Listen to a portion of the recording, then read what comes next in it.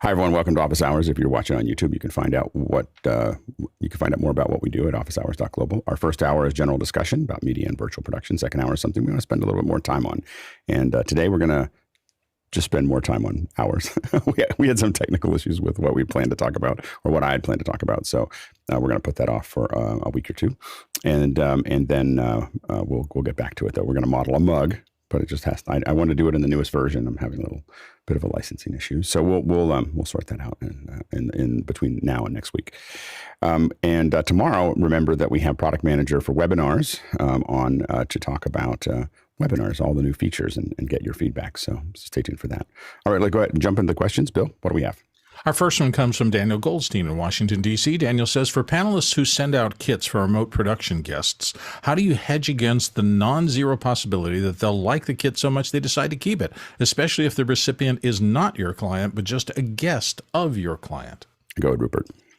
Well, I guess it can depend on exactly what budgets you're working with and, really kind of how much of that you can potentially carry. But I'd certainly discuss the possibility of that happening with your client up front. You may want to build it into your contracts or whatever. But just, again, depending on where your budgets are, I mean, hopefully you're going to do a great job and have a great event. And if that is memorable to the guest, they may refer you for the next event. So you may want to look at it as goodwill, just depending on the budgets and all that stuff. But if there is a risk that you may not get it back, if you need that equipment for your next show, then you may want to look at just keeping spares on hand. Go, Jeffrey. Here's my direct deposit account number. That's basically how I handle that. So, but no, we anybody has the ability to find out how they can own the kit, how I can build a kit for them, and I've had a couple people ask, and one person actually keep one of my kits as I built a brand new one from there. So, you just think of it as, an extra expense, and be able to, if you have the ability to give them that kit, or you need to get it back, and you can build them a kit at a later time if you have extra ones. That's just the thing you have to think about. Yeah, when we were doing it really at a really high volume, when we were sending kits out for Pixel Core, we definitely calculated on about 30% loss, and we didn't usually get 30% losses, but we calculated that, and that's how it was calculated into the rental cost. Is that that 30% of them won't come home. Now, they were much less significant than what we send out now with O&I. So they were smaller kits, and we probably less impact when they didn't come back. The things that really make a difference is packing it in a way that makes this is what we found is that what really got us up to about 95% return rate is number one is packing it so that it can be repacked well. So you got to send kits out so they understand where to put things to make it go back together. If it's tight or complicated, people just don't get to it. Like it's just a funny thing. Like very rarely did we have someone actually want to steal a kit. What they did is they actually just wanted to. It was just too difficult. So sending a return label, sending a lot of communication out, sending something out that they could send back. Those things were the things that were the most important, and that greatly increased our return rate. It was just making it easy to get it back to us, that was the hardest part. So so that's those are the things that made the biggest difference. And we would call them the day after, and we call them 1 week later, and then we call them 1 month later. And those are within those three, we generally got it when they knew it mattered that they get it back to us. I think is the thing. The other thing to think about is when you send those kits out, they are a chance for you. People are expecting something from you, and you can create something great with it, which is you can put all kinds of little tchotchkes that you want them to keep, everything from cookies to little stickers to T-shirts in there for them, and it kind of adds to the benefit. So, next question. And the next question comes to us from Tony Mobley in Noonan, Georgia. How best to deal with audio when using Filmic Pro on the iPhone? Go ahead, Bill. So best is a difficult world, and there's a lot of different possibilities out there. Thankfully, iOS is designed so that it has capabilities to allow second audio, what's often called audio for video or second system audio. The one that I use comes in a little case, and it's from Ceramonic, and I have a couple of these. This is a stereo adapter that has lightning on the back end of it so that this goes directly into an iOS device. There are others. I'm not saying this one specifically, but one of the things about Filmic, and let me switch to the Filmic interface real quick. If you click down on the bottom right corner on the little gear thing, you'll see audio there. Normally, you only have a couple of choices. I have just the iPad here, so I have mic front and back. If I attach this, suddenly I get the iRig, or I get the Ceramonic Duo as a possibility. So that's generally how the process works. It's not there. A second system is often not there when you first go to the device, but when you attach something that it sees, it will be there, and then you can patch that audio into your iPad rather than the onboard microphone. Go ahead, Rupert. If you happen to be using one of the older iPhones that still has the headphone jack, then you could use a TRS breakout and just get analog audio in, if you wanted to do it that way. If you're using Filmic Pro, though, with an HDMI out already, that means you're likely occupying your Lightning port with that adapter. And so if you want to use any of the USB options or even one of the other Lightning options, you'll need to come out of that first adapter with another dongle, and which I'm guessing is what Bill might be doing. I'm not sure, but it does to do it with hardwire. If you're using HDMI, you need a kind of variation of dongles to get that done. Next question. And next question is from Guy Cochran, and this is unabashedly the most broad question I've read. Anything new in audio? Go ahead, Jeffrey. I was trying to figure out if he was trying to toss that to himself, but the biggest thing was a lot of NAB. There was a lot of talk about IP audio codecs, and so there were a couple companies that did bring out some new codecs or updated codecs. There was one IP-based codec that was meant for intercom solutions. I think Clearcom did that one, and then a new MPEG-H audio. Other than that, that's really what I have. So, yeah, Guy, if you're not here, you have to be more specific. We don't know. There's such a big area for us. Next question. And it's from Peter Rosado in Las Vegas, Nevada. For later viewing and possible conversation, happy May the 4th from Apple's Skywalker Sound. May the 4th be with you. So there we go. We have the 4th. This, for those listening in other countries and folks that don't celebrate the 4th, this is always a fun little time for us to think about Star Wars. Even though really May the 25th is the big date, because that was the actual day that it came out. Next question. Guy Cochran is back again from Seattle, USA. What are the reasons to go live versus pre-record and play out? Go ahead, David. For me, the biggest reason is engagement. It's when you're live, you can respond in real time to comments, to chat. People love hearing their name. Let me change that. I love hearing my name. And so when I'm watching something live and the talent says, "Oh, hey, David's here in the chat," and he puts my comment or she puts my comment up on screen, it's like the best feeling in the world. So to be able to get that real time engagement and connectivity is really powerful, I think, for live. There you go, Jeffrey. You really want headaches. That's the big thing for me. Live versus I like to try and get people in studio or on Zoom or whatever virtually, because I do a lot of talking head presentations. So I'd like to get them to record it. And the whole idea is I'd like to get them to record it, and then they could still do it live if they want to. But we always have that fail safe. And then there's that third option where you get them live at the beginning, you play the recording, and then they're live at the end. And with that, they can also be in the chat as they're talking on screen. If people ask questions, they're able to answer those questions as they're going, rather than it falling off into the distance, because sometimes those chats just get really unruly with questions and comments. Good, Bill. For me, one's a roller coaster and one's a ski run. Live, you have to control every minute. It's like a ski run. You're going down and you have to react to what's happening in front of you. Live, or pre-recorded is like a roller coaster. You know where the tracks are going to go. That's exactly where you're going to go. Both experiences can be great. And I think if you pay attention to how to create them, you can make compelling instances, certainly in both cases. But live just has a specialness to it that is really hard to recreate. It's pretty much what David said. Go ahead, Mitchell. When you can record and play back something, you can edit out something like Alex introducing Bill instead of me to be the reader, and nobody would have ever known that it happened. Next question. Next question comes to you from David Barton in Memphis, Tennessee. Would there be any compatibility issue using ZoomOSC and Zoom ISO on an Intel Mac?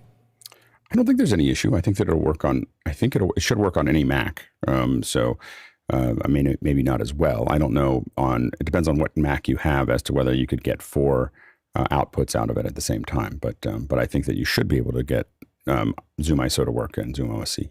And the ZoomOSC absolutely works on an Intel Mac because I've done it. Zoom ISO, we've only done M1, but I'm fairly certain that it works on both. Next question. Todd Davis from Hutchinson, Kansas. I need to set up a wireless WAN in a tree-riddled small campground in a little valley with hard clay ground. My first choice was Ubiquiti 900 megahertz, but they discontinued it. Any suggestions? Example, use YouTube from office to chapel. Go ahead, Rupert. I'm guessing here the trees are kind of in the way, which is a problem. There's one thing or a couple of things that wireless just does not like, and that's trying to go through people or moisture, and trees are full of moisture, so it is problematic. But the lower frequencies will do better. So you're kind of on the right track to look at the 900 meg stuff. But point to point, line of sight is really where you want to be. So if those trees are in your way, I'd try and find some way to get above them. If you look at like the ham radio community, they're quite creative at like getting poles in trees and getting antennas up in creative places. So you may want to look at that, but try to get line of sight. Jeffrey? Parabolic also works too, but the other thing is go 6E. Do not get anything Wi-Fi 5. Do not get anything Wi-Fi 6. Go 6E. That's where we are at this point. It's going to be your best bet for any type of wireless, especially when it comes to video and conference calling and all that other stuff. So that's where I would go. One word: chain saw. Just kidding. I'm just kidding. Sorry.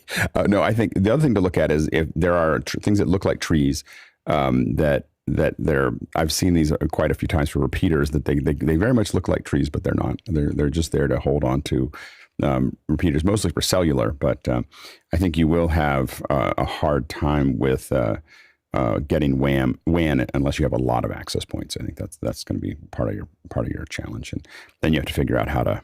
The mesh will not work well, so you really have to think about how you're going to handle wiring. Maybe digging, maybe like quite a art project to get it to different trees and embed it in.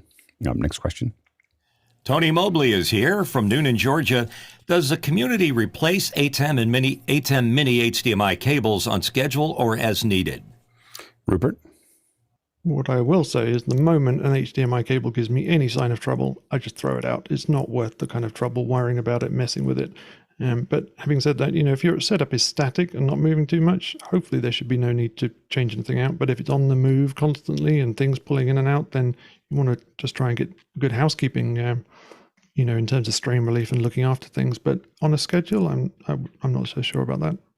I think it happens more with the connectors in the devices than it happens with the cables, and it is something that making sure that they're not put under leverage. It makes a big difference, as well as making sure that they every time you insert them, HDMI is a consumer connection. It is not a professional connection, and it wasn't really designed the way we're using it, which is constantly to plug and unplug.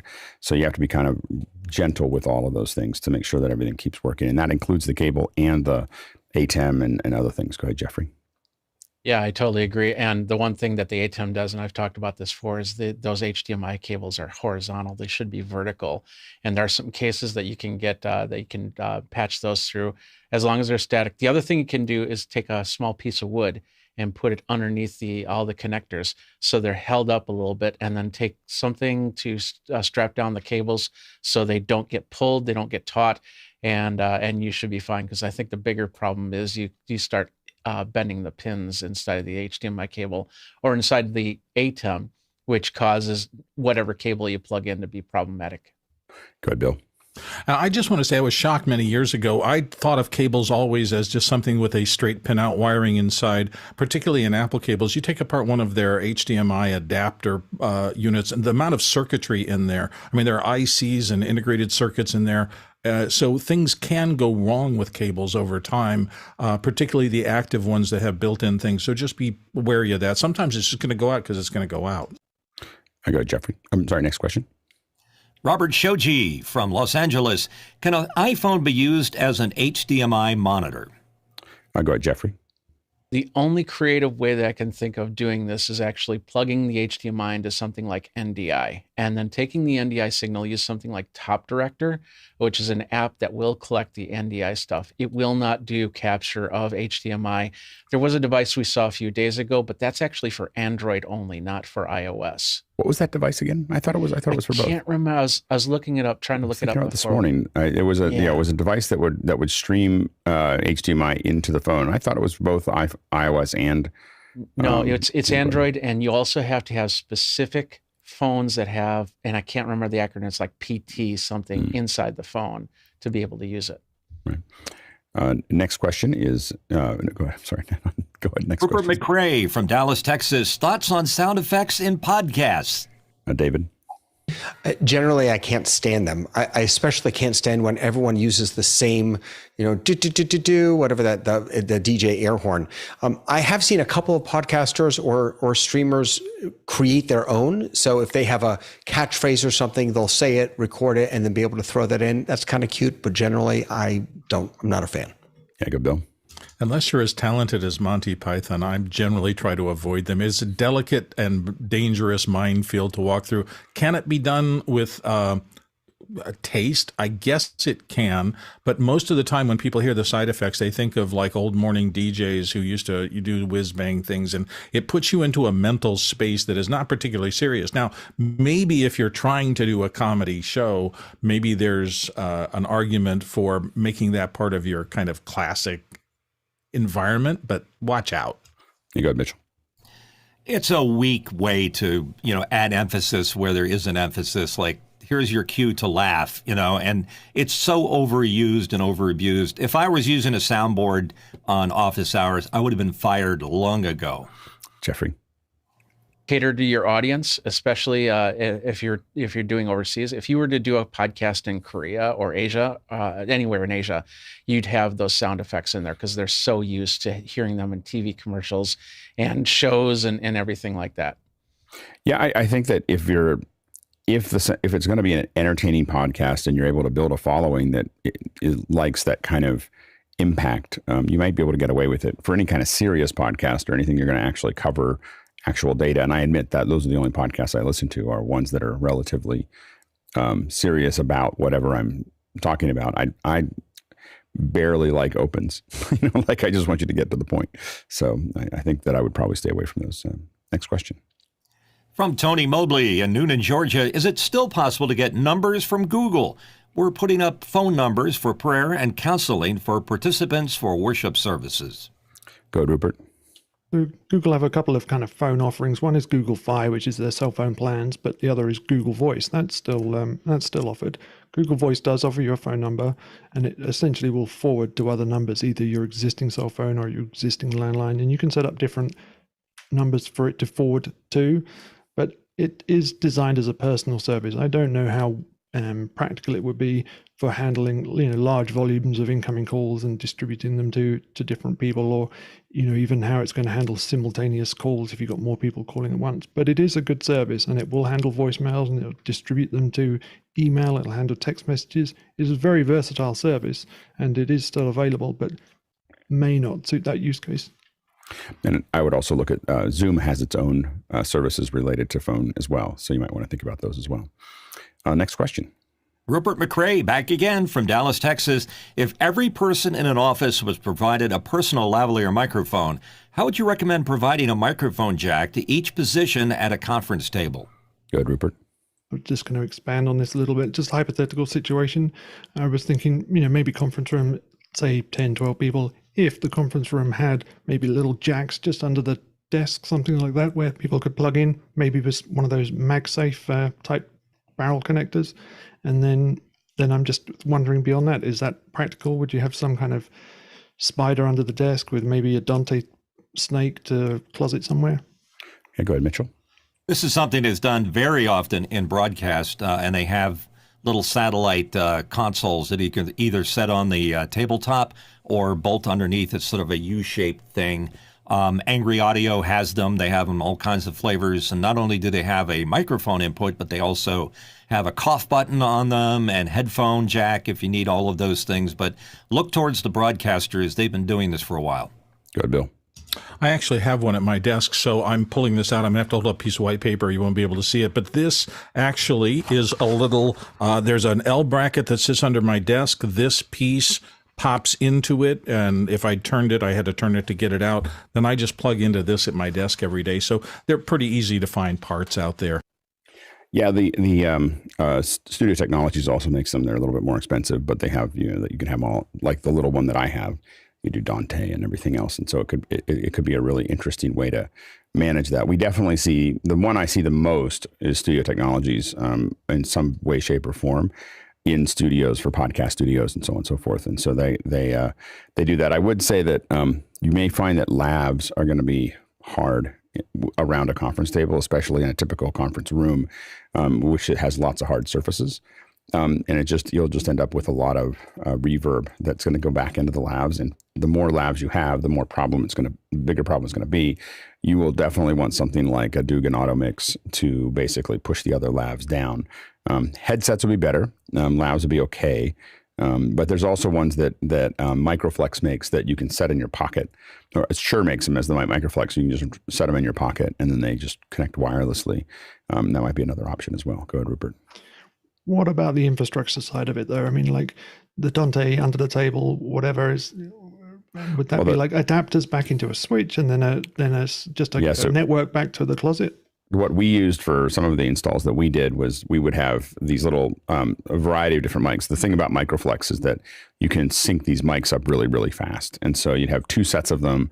And then what you do is either drop it in their pocket, or they have a gooseneck, or they have a lab. There's lots of different options there that can be used. That is a wireless connection to a receiver that you usually put right in the center, in the roof, in the ceiling or whatever. That is on Dante. So then there's no wires, there's no nothing. That's why the Microflex is so popular in these kinds of situations, because it's literally, it's just that AP and it's an Ethernet out, and you can control that from a web page. You basically open a web page. Now you can control all of maybe it's an app. It might have been an app, but anyway, but it's an app that you can control all the mics. You can control all of their individual gains. You control all those things remotely, and then it provides that back. So you literally get one of those Midas cores, and then you can run the whole thing. So it would be a very compact. Now the Microflexes are not the least expensive way to do it, but they are very effective, and Shure has done a pretty good job of making those work. Go ahead, Bill.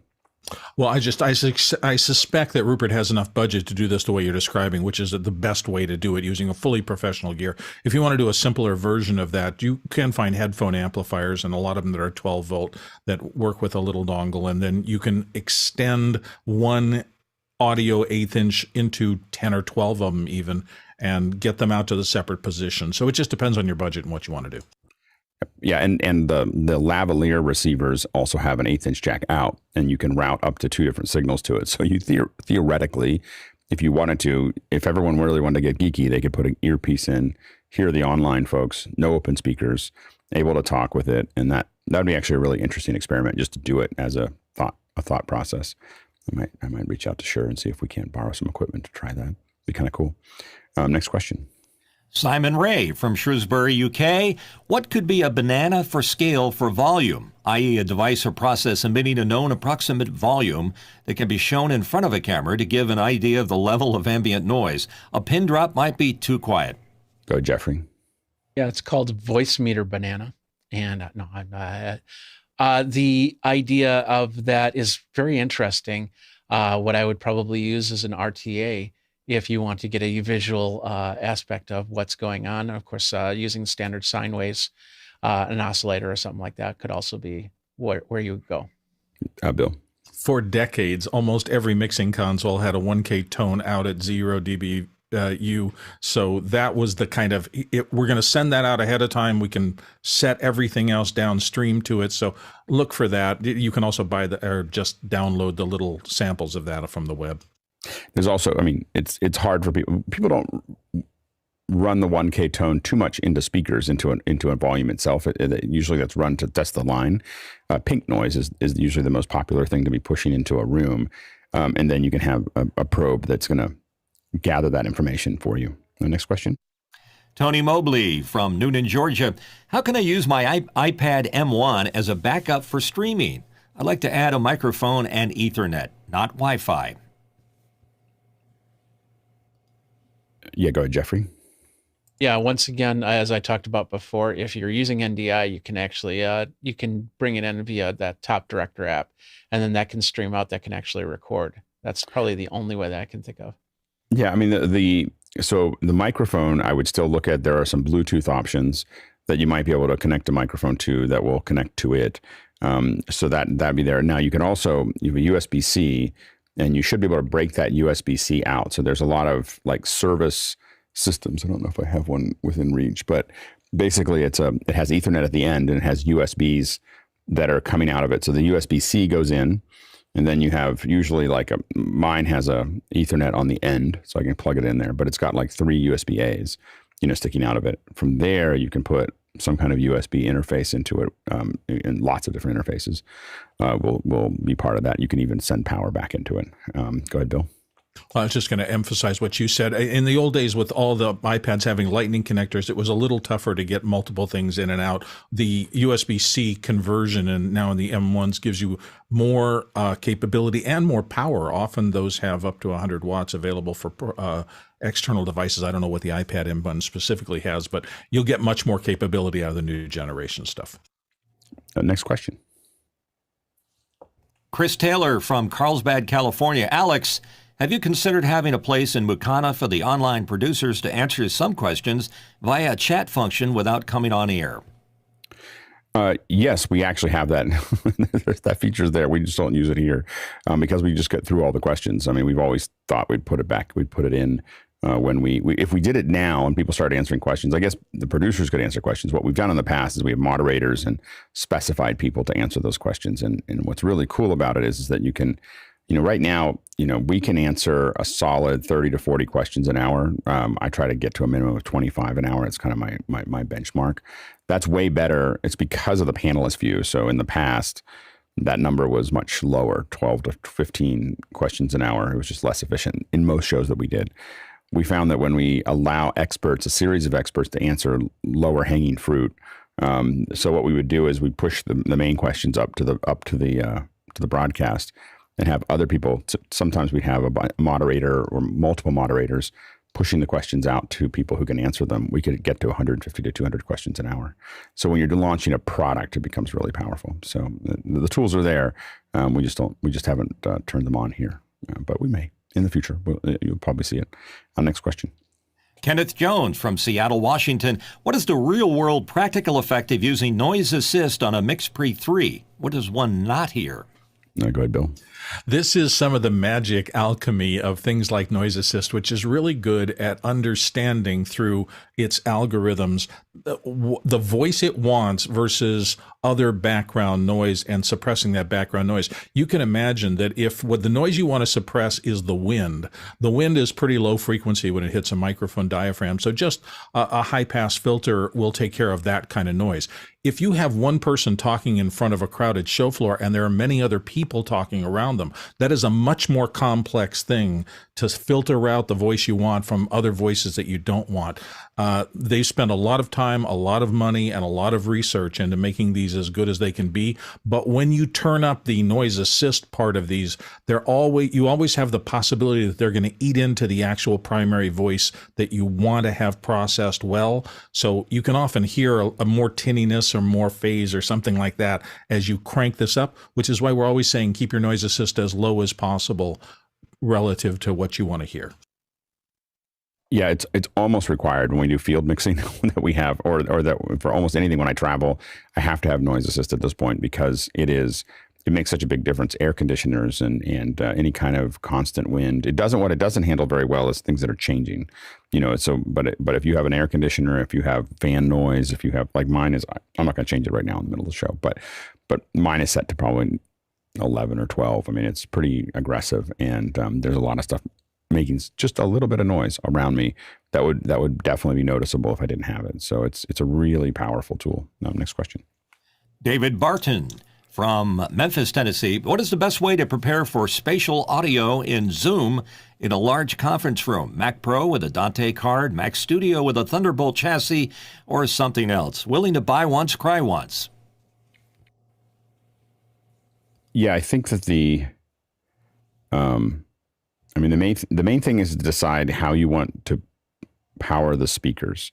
So do you want the speakers to be self-powered and you're sending a balanced input, or do you want them to have, for them to get power from an amplifier? So I think that's the thing for you to think about, is how that's going to be distributed, because it doesn't make that much difference. You still need an output to it. And that is there's a Focusrite makes a variety of Dante to analog tools that can be an output, and they're probably the most popular ones to get audio out. Go ahead, Bill. Well, I was just going to say, when we get to this kind of thing, going from mono to stereo to quad and now out to spatial, each one of them was attempting to make the sound field that you're getting as the listener more and more realistic. And to me, that's really where spatial really shines. But the spatial audio I'm being fed, for me, I kind of think it needs to be something where the spatial makes a difference. If I'm just having somebody feed me a mono microphone mix into spatial audio, I'm not sure it's going to be that impressive for me. Now, on the other hand, if you're putting me in the middle of a Dixieland band and I can hear the different instruments in their different perspectives perfectly, and I can hear whatever's happening overhead if I'm out in the trees, the rustling of the trees, there you've created a sound field that really can come alive using these spatial techniques. So I just think it's something that you want to go to if your audience is appreciative of and wants that magic of the real world experience. Yeah, my real question is, in a conference room, usually it's some kind of theater environment that you're going to have spatial, because there's only a small area where the spatial really works. So if you have people sitting around a table, the spatial will be different for each one of them, and it won't be good for any of them, because some speakers are going to be way off on one side. So usually there's a small amount of seats in a room this is going to work in the center of that room. And so you might want to ask some more questions there, or ask more questions. But I think as far as getting stuff out, it's just a matter of, getting those signals out and how you're going to process them. And that has to do with, so for instance, one of the easier ways to do it is using something like an AVR, so an audio video receiver. And, Denon makes them, Monoprice makes them, and those will have their own power. And the big thing about using an AVR is that they're going to calculate for you the relative strength of every speaker. So you put a microphone that they usually send with you into the room where that person's going to sit, and then it will calculate what the speakers have to do to give them that feeling of surround. Another thing that you could use is something like the Sennheiser Ambio bar. It's about $2,500. Works incredibly well. I don't even understand. It's very confusing to me, how clearly it sounds like stuff is behind me, and so the Sennheiser really knocked it out of the park with that bar.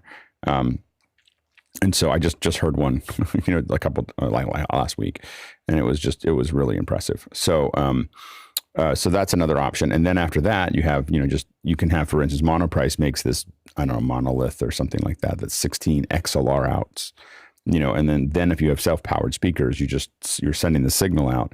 And it takes more tweaking to do that, but it's another way to do it if you want more control. Next question. Nathan Cashian from Oregon City, Oregon. Anyone see iJustine's behind-the-scenes tour of Apple Fitness Plus Studios? Any surprises, inspiration, envy? Go ahead, Bill.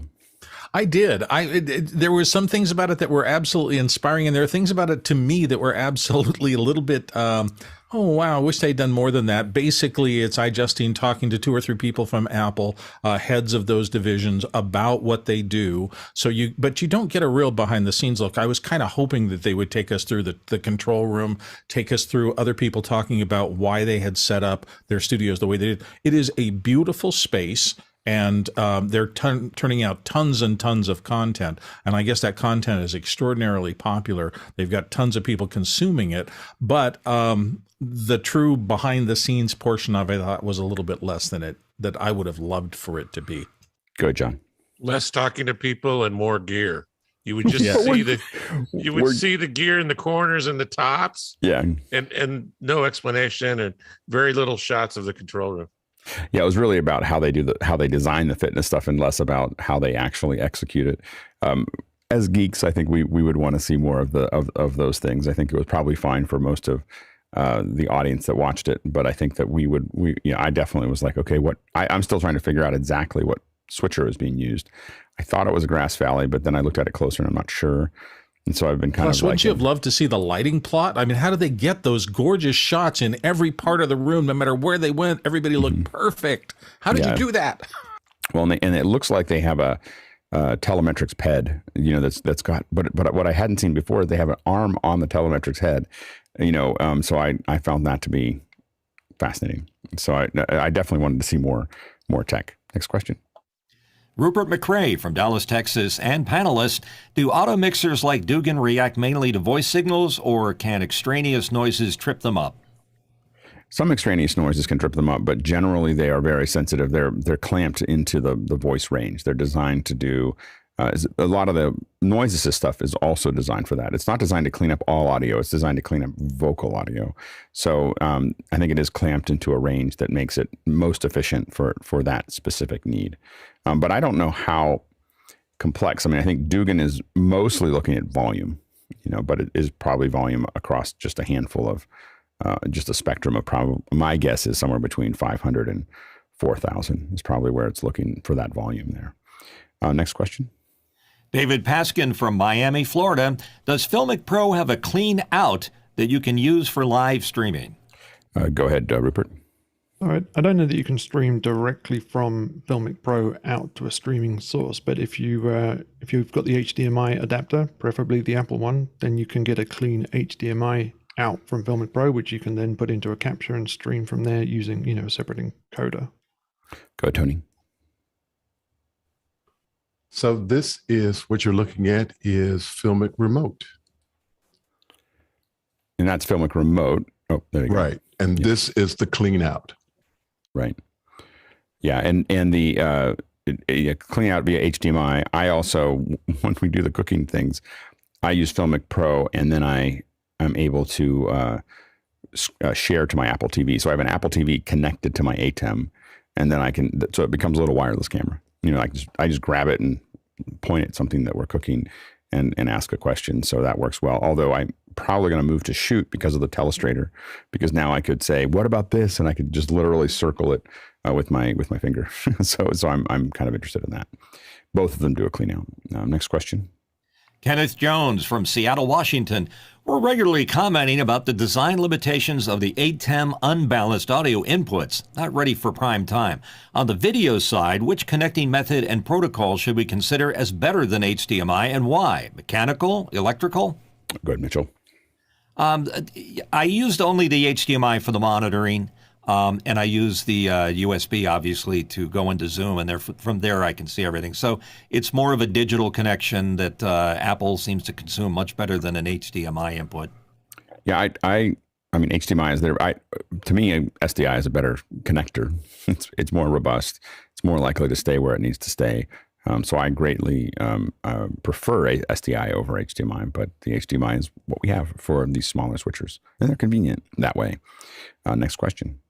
And the question comes from Douglas Carmichael, and he asked, JBL 4412 studio monitor speakers were a stalwart of most North American radio stations.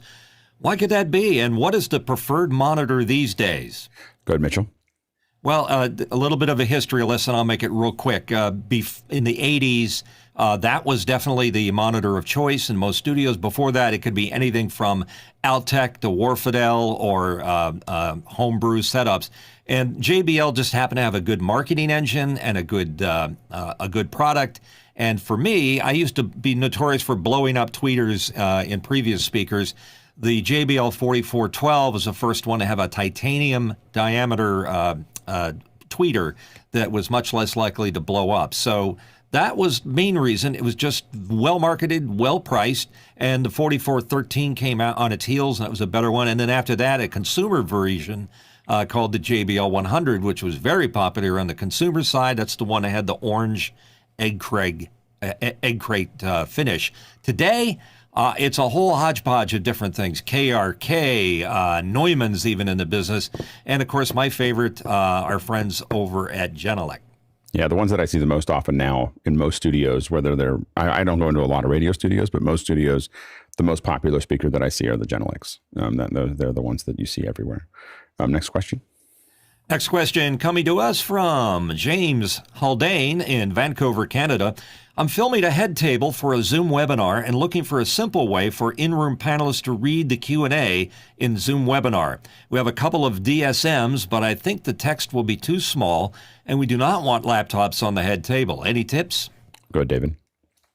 I wonder if having each panelist have an iPad that they can just have right there lying flat on the table. They can pull up the Q&A and be able to scroll through it. I wonder if that might work.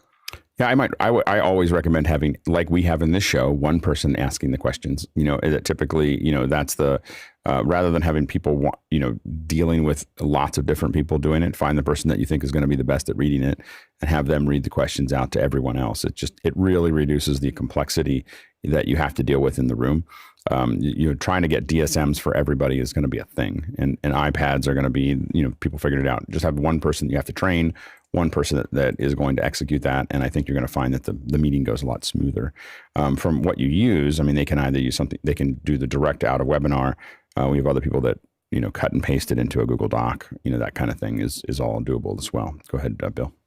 Yeah, I do think it's important to give them a way to have the question have some persistence for them in a panel circumstance with people around the table. By the time the first person finishes answering, the second person may have lost a little track of what that original question was. I know when I'm the third panelist in line, the ability for me to glance up and refresh myself so I answer as accurately as I can be very important. Yeah. Next question. Chris Widener from Lafayette, Indiana. CAM IPMAN Gemini coming in today. Is anyone aware of a way to set a USB device camera as the default camera on Android? Go ahead, Jeffrey.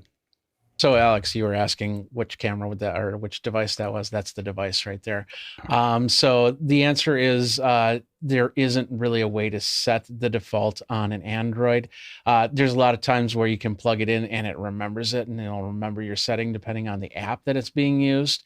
But it's all going to be app centric in that aspect of things. But the more important thing is they don't want you to plug somebody to plug something into your phone and then remember it. So if they try to, if in some cases, if it tries to steal data or something like that, then they don't want it to automatically connect to your phone to steal data or transfer anything. I think that what I think it may be able to do is declare it as the camera for Android. I think that's what's powerful. Now my head's starting to wrap around it. So by declaring it the camera inside of Android, and you wouldn't be able to do that with the iPhone because the iPhone is less malleable, but that means that you could theoretically have a high quality camera go into, or any switch go into Instagram. I think that might be, they're not saying it on the website, but they show a 1x1, two people talking to each other in a 1x1 that's much more Instagrammy. So it could be really interesting. Is it shipping? Is this thing actually? Yeah, he says he's getting it today. Yeah. So we would, Chris, we're hoping that you will tell us whether you can stream to Instagram with this device, because it will save a lot of time for all of us. Next question. Robin Cutshaw from Atlanta, Georgia. What are you using to get multiple HDMI ports out of your Mac Studio? Go ahead, David. Yeah. So the great thing about the Mac Studios is you can have multiple monitors now. So you can just grab one of these USB-C to HDMI dongles. That's one option. The other option is to grab yourself a port, a dock rather. I've used the CalDigit TS3. The TS4 isn't playing very nice with the Mac Studio yet. They're working on that. The Anchor docking station, or everyone's favorite OWC. Those all have HDMI on the back. Go, Jeffrey. And these are the ones that were talked about, the pluggable ones. So I have them actually gaff taped together. So I use this for my Zoom ISO. So it's got headless mode on there. So they will send out as separate monitors without having a monitor attached. Yeah, I use Uni makes both the dongle as well as a USB C to HDMI adapter. So you can, I mean, not adapter, but a cable. So you can just get a 6-foot cable that's USB-C on one side, HDMI on the other. So it reduces the number. The only complaint I have about the cable is that the HDMI side has the processing on it, and it's a pretty big area. And to what Jeffrey often talks about, it increases the amount of leverage that could potentially put on the connector of my ATEM. So it's something I'm conscious to. Go ahead, Rupert. Just on the docking station side of things, I think you'd want to make sure you're using the Thunderbolt ones, I guess, because if you're using the display link stuff, that's all going to have a huge overhead in software, and you wouldn't be really getting the advantage of the hardware being able to drive the display. Yep. Next question. Josh Kaufman from Pittsburgh, PA. I'm hoping to add 2 more monitors than my Nvidia RTX-3080 will support for. Additional GFX card or USB options are undesirable for driver issues. Is there a DeckLink card that would work in my Windows box? I think all the DeckLink cards will work in Windows. You know, they're designed to work Mac or Windows, and they have the drivers for them. So I don't think that there's any issue of that. So I think that all the DeckLink cards are PC compatible, and I think Linux compatible. Next question. And this one comes to us from Ruben Gomez, and he wants to know, I run an internal TV film production agency for my nonprofit, a DVD documentary product with Encore CS6, but can't add subtitles, rev.com, SRT, SCC, STL, etc. Files don't work. Adding the English.scc files as closed captions works. Any ideas?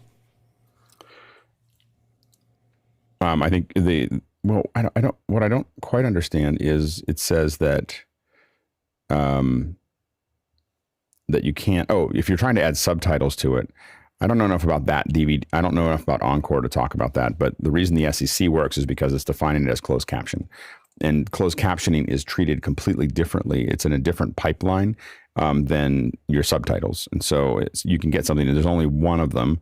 And they're not designed to support languages or other things like that. Go ahead, Bill.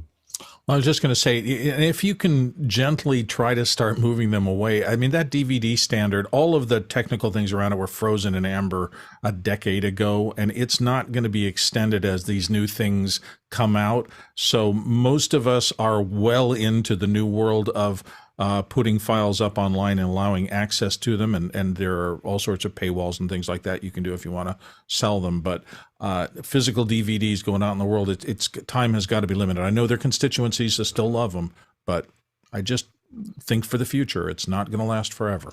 Yeah, and what you probably want to do is look at some of the products that Telestream makes, because they have some captioning products that may be able to work with that format. So Telestream makes, I can't think of the name, some Caption Maker, I think is the name of it. And they're not cheap.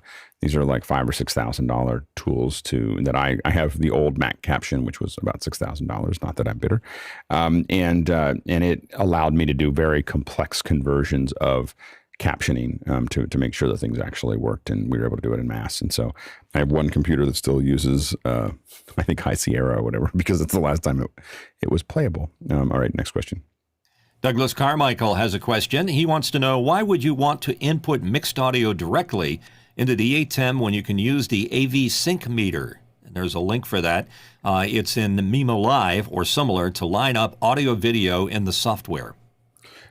Yeah, I don't know how the Mimo Live sync meter works, so we would have to take a look at it. I don't understand the mechanics of it. So yeah, go ahead, Bill. Well, one of the things I was going to say is that one thing about sync, particularly when you're dealing with web sources, is that sync can drift. If you're doing two separate things, if you're doing what we used to call second system audio, so your video is one pipeline, your audio is another, there are occasionally things that happen in web deliveries where those just get out of sync, and it's very difficult to bring them back in sync over time because it drifts at an uneven rate. So the reason why you sometimes want that muxed file that has video and audio locked together is that's your best chance of the whole signal staying together consistently and forever. So it can be a challenge to do that outside. Yeah, and one of the challenges is that the entire pipeline affects your sync. So you can't, only reason you can use an AV sync with Mimo Live is if that's what you're actually going to use for the event. You can't test any sync to it. You have to, the more you get down, you have to test as far down the path as possible to figure out what is actually happening. Next question. Todd Davis from Hutchinson, Kansas. PreSonus Aris E3.5 studio monitors were recommended for the small edit suite. Do you have a better small, low-cost studio monitor suggestion for Resolve Final Cut Pro Mac M1 editing to go to YouTube? Good, Mitchell. There's a bunch of them out there. The trend nowadays seems to be getting self-powered speakers so that they can be controlled internally and maximized. So KRK, JBL. If you had the money, the Genelecs are great little speakers to put in any studio. Good, Bill. Yeah, that's the way it's going. I have JBL 305s. I know a lot of people who have standardized on those. They are a very decent sounding, very small figure. I used to use Mackie 824s on my bridge, and they were just too big when I moved. I'm just continually getting more compact as my equipment is getting more compact, and they were just too big. So JBL 305s is where I went. Yeah, I have a whole slew of JBL 305s. So those are they're cost effective. They're about $150 each, I think, roughly. They sell for about $300 a pair. And they've worked really well for me for the price. We have JBL reference 705s that are better, but they're $1,000 each. Next question. Eduardo Augustine from Panama. Does a Mix Minus need to use an audio console separate? I'm currently using Video Ninja to bring in participants to a stream, but has been hard to control audio bleeding in. Any suggestions? Go ahead, Jeffrey. This gets into the little sticky wicket here, depending on how many people you're trying to bring in. If you're bringing in one person and you're on a Windows machine, it's actually not that difficult to do, and that's using something like the voice meter software. But then you're starting to put more software on your computer to do different types of controls to loop back and go back out. So that can cause a whole bunch of new issues. If you're doing multiple people, that gets really tough. And so I would highly suggest going through some sort of mixer that has multiple aux outs so you can do proper mix minus for each channel. Yeah, there's definitely ways. You can Harrison makes a software mixer that you could probably use without using hardware, but you would definitely, most of us would use hardware to mix this. The other thing to look at is whether that bleeding in is coming from remote participants with open speakers. So that may not be something that's happening in your mix. It may be happening with a poorly implemented echo cancellation. Go ahead, Mitchell. Yeah, maybe the Rode Podcaster Pro that they have that's been very popular would allow you to, certainly you can use it with a phone. So if you can use it with a phone Mix Minus, it may have the outputs to do that. Don't know for sure, but I think it is. Next question. Next question is coming in from Daniel Goldstein in Washington, D.C. Any suggested tips for modeling something to be 3D printed for a utilitarian purpose? We have a weird-shaped PTZ camera that needs a cage, and I've never 3D modeled before. I think I'll start with Model Magic before I move to a computer.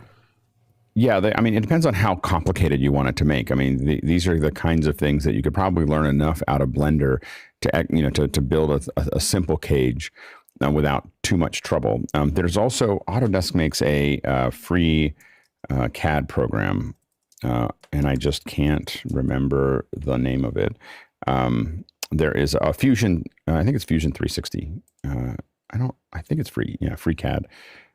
But you can, so that's another one that there's a free one. I'm sorry, for doing hobby. Yeah, so I think that Fusion 360 is also another thing you could look at as a more CAD-like program. Go ahead, Jeffrey. I've used Tinkercad for doing that, but that's basic shapes, and then they give you a whole bunch of other shapes. If you're looking for something very specific, you're only going to go so far when come to 3D modeling for free. You'll have to pay for something. Yeah, but I think that also Blender, you can probably model anything for free, and there are many tutorials online about how to model stuff. So, and you're talking about some pretty basic modeling to make that work. Next question. Next question coming in from Kenneth Jones in Seattle, Washington. The other day, a questioner wondered about EQing a panelist voice to remove an undesired characteristic in a local playout. How often do you think we in the listening public hear manipulated voices of talent? Go ahead, Bill. Almost universally. It would be very rare for somebody to put a voice into the commercial stream, and I don't care whether it's broadcast or web or whatever, without looking very carefully and making sure the voice is doing the job it's supposed to do. And that is mostly where most of the communication happens. I know that in spots, you're constantly this battle to make sure the voice is clear, the articulation is right, and it's in front of any music or environmental sounds so that there's as little as possible chance that your message will be messed up or not heard. All that said, over-processing is also an issue. So you want there to be a realism. You want people to feel like somebody is talking to you and not that hyper-compressed AM radio sound where everything is in your face all the time. But professionals almost always will hear a recording, analyze that recording and say, is there anything I can improve to make it easier for the audience to hear it? And they will take steps of active action to make that happen. Mitchell? Yeah, everything Bill just said, then maybe a little addition. I get hired to do voiceover work because I've got an old AM radio voice that's kind of peaky in the 2K, 3K range. I'm not the deepest voice guy on the block, but it cuts through, and that's the same thing you want to do with the EQ. If they don't have it naturally, you want to give it to them, especially if they have a little bit of there that they can work with. I get most people rolling off the low end on mine anyhow, so just so that those car dealership spots can be heard. Next question. Next question coming in from Matt Halverson in Brookings, South Dakota. What are some public relations strategies that companies use after a failed product launch reveal? Apple, iPhone 4, demo, etc. Should everything just be pre-recorded and we quit live reveals? I think I don't think that was that big of a deal. I mean, it's not like Apple sold that much less iPhones. so I think that there's a lot of stress in getting those things done live. Now, I do think that I would lean more towards pre-recorded and then have more Q&A live. You know, if you're not interacting, I will agree with you that if there's no interaction with the audience, like real interaction with the audience, you're mostly dealing with all liability and almost no upside. By having something go out, and Apple's been doing these keynotes now that are all pre-recorded, you're able to have it look exactly the way you want it to look on the way out. Now, I think that what everybody could add is then more Q&A. You know, I think that a company like Apple would have a hard time doing this because the viewership is so intense, you know, millions and millions of people. But for many product launches, I think that you could put out a video that plays out live and then immediately switches to Q&A, and people could be asking questions, because there's all these things that when Apple releases something or somebody else releases something, we all have questions. What about this? And how does this work? And it would be great if we just answered them right then. Like, you get more people interested in doing that. But I think that the interaction is the part that really makes it worth it. Go ahead, Bill. There are a lot of them. Sometimes it's interesting how people handle it. I'll never forget the Elon Musk thing where he said the windows are shatterproof and he hit the window and it's shattered. I mean, how do you come back from that? And the answer in his case is he just ignored it, and they kind of, you know, it was a thing for a while, and then he's got enough economic clout to keep going with his cars, and that's not going to be the defining moment of that. Then you get another case like just happened with CNN Plus, where they did all the ballyhoo, they launched it and nobody seemed to care, and it just quietly in a week or two, initiative that was supposed to last for decades probably just faded away and went away. So these are part of doing business. Sometimes you get hits and sometimes you get misses. Eventually the audience usually forgets about them. Yeah, and I think that getting too defensive oftentimes makes it worse. So you can just keep digging yourself into a hole. You either step over it or acknowledge it, but I wouldn't like try and defend it. Usually just digs the hole deeper. Next question. Daniel Goldstein in Washington, D.C. What do you say to somebody who says they want an in-person event rather than digital first because they need the spontaneous type of interactions from attendees meeting in hallways, sitting next to each other, etc.? Go, Rupert. I would ask a few discovery questions. First of all, have they been to a really good digital event? Have they actually experienced what it can be like? Have, you know, all those good things, because that may be what they're basing their decision on. Second, have they been to an in-person event recently? Because many of them have half the people, third the people showing up. And really, you may want to be there, but are you going to spontaneously meet the people you want? Because there are people at these events in hallways looking around with nobody to talk to. And third, even if you do find somebody to talk to, have a spontaneous interaction, can you sit there in good conscience knowing that you are excluding your digital audience? Yeah, all of those things. The main thing is that, I mean, I think that there are reasons to do in-person events. So I will not tell you that you shouldn't. There are definitely events that I've been to that there's a lot of money spent per person. They're important people. You want to make sure that they're cross-pollinating and most importantly, meeting with your staff. And so, and those things can be, wondrous events when you're willing to spend a couple $1,000s per person. It's a great event, in just in case you're wondering.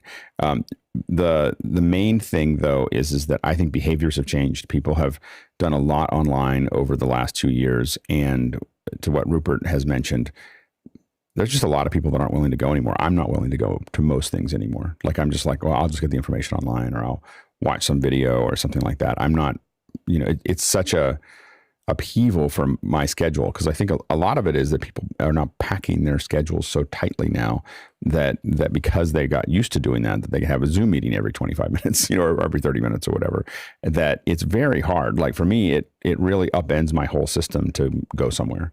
And so I think that you're seeing 20-30% of the folks just not showing up anymore, and that's going to keep on getting worse, because as digital events get better, more and more people are going to be less and less. They'll be just like, why are you not doing this?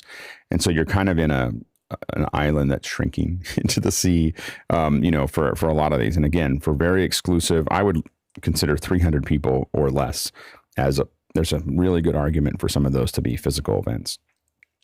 But you just always have to remind yourself that 99.99999% of the world can't be there. And so you've now left them out or put them in the back of the room. By building a digital event, you now start getting access to that larger addressable market, but you do have to put the effort in to make it look good.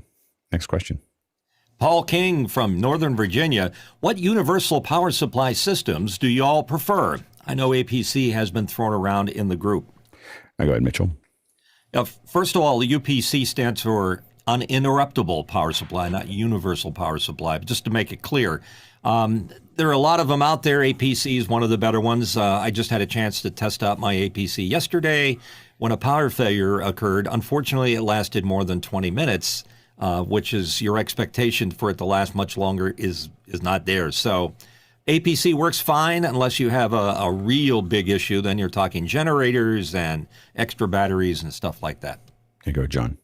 Got 4 APCs in this room alone, and several of them I've changed the batteries. I make sure that you get the cells that you can replace easily on the units, and they run and run and run and run.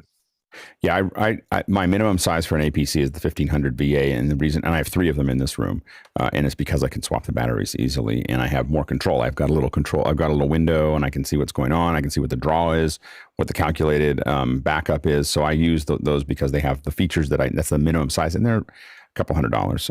Now, when it matters for like our broadcast trailer, we tended to use Leopards. Leopards are a lot more expensive, but they are going to provide a cleaner signal, and they're actually passing the shore power into a battery, and then out of the battery goes to our equipment, which makes them also more seamless. Go ahead, Mitchell. Yeah, I must admit that the APC beeping drives me nuts. It does it for various reasons. It's getting to the frequency I can't hear anymore, and my dog responds to it. So luckily, my hearing APC dog alerts me when I have to attend to it. We had a job where we were using the APCs to manage lights that were just going to be rolled in as part of a set, like during the show. And we actually went and surgically removed the beeps, surgically removed the beeper out of the APCs and then just used them to power. But then we had to have big pieces of tape on the side of it to make sure that it's not going to warn you. This is a silent, but those are nice to have in a studio environment. But I think that we also have cyberwares that we use. I think that cyberware has good rack mountable versions that we use.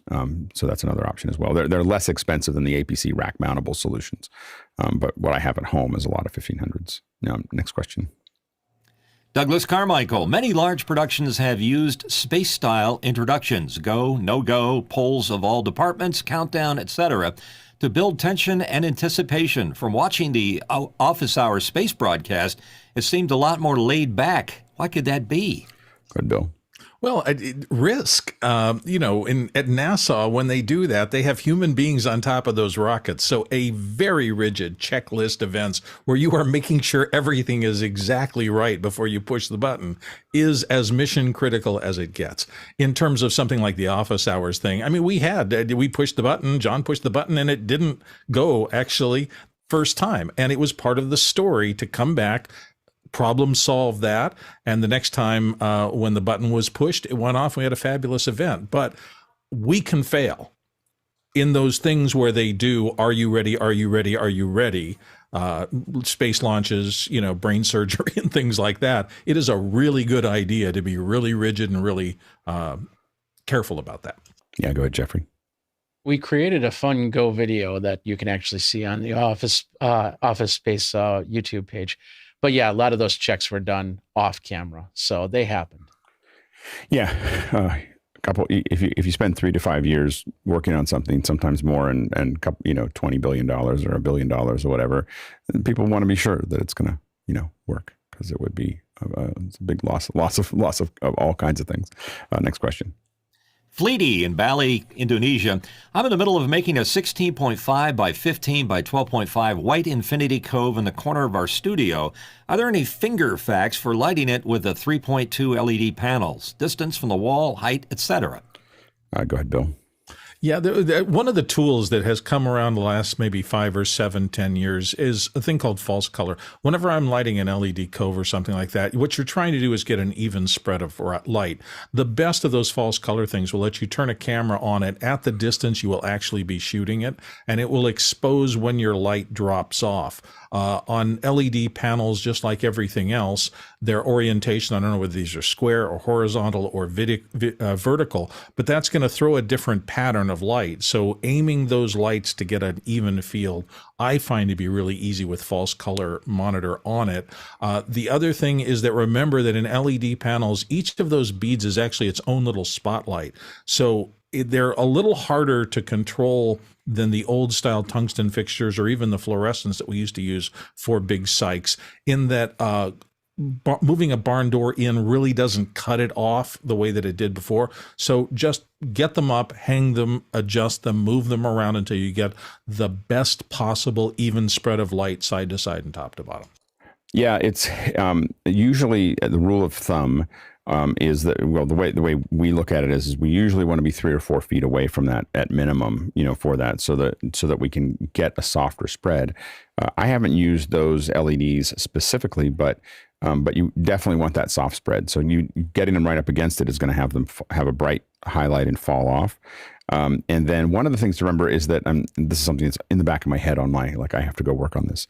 Is that your false color is just a LUT that's built into the camera. You could build your own that could analyze these walls to make sure that they were just right and have it drop off and so on and so forth by just taking an image, putting it into Resolve, and targeting what you wanted and putting heavy contrast curves on it. And you could actually build something that would let you analyze it. And I've been thinking about doing that for green screen for quite some time. I just it's on the list of things that I'll do in my copious free time when that ever happens. Cool happens. idea. Yeah, we've thought about it for what we used to do it in Conduit.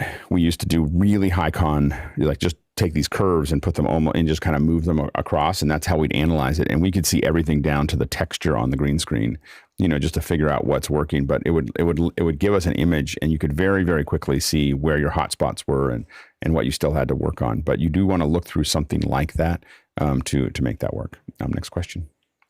From Douglas Carmichael. What killed the Mac clone ecosystem, and why do you think Apple wants to maintain tight control over the entire stack? Go ahead, Jeffrey.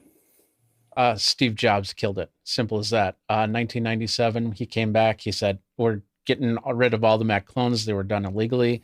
There was only one company that he had a problem with trying to get that, and they ended up buying out the company from there. And then they also like the fact that if they can seal that thing up and have no extra hands touching it, it's a lot easier for them to support a system like that. So in a way, I agree with it. In a way, I also don't, because I would like to open up my own machines. Yeah. So I had a conversation with some folks back in the 90s about what happened there. and that worked at one of the chip companies, not at Apple. But there was a little problem that they had with the G3s and the G4s. The G4s were more powerful theoretically, but the G3 folks kept on showing up with going, hey, we're going to put a bigger L2 cache in the chip. And they were showing up at meetings talking about it, but no one really thought that much of it until they came out. And those G3s were, because the L2 cache was bigger than the 604s that came out, the G3s were faster. So they were faster in almost every mark because they had these big. So what happened is Apple had kept most of it, except for power computing. Apple had kept all the 604s to themselves. They were like, this is what we're going to use, and we'll let all the other folks use G3s. The problem that they had was suddenly all the clones were faster than Apple's products.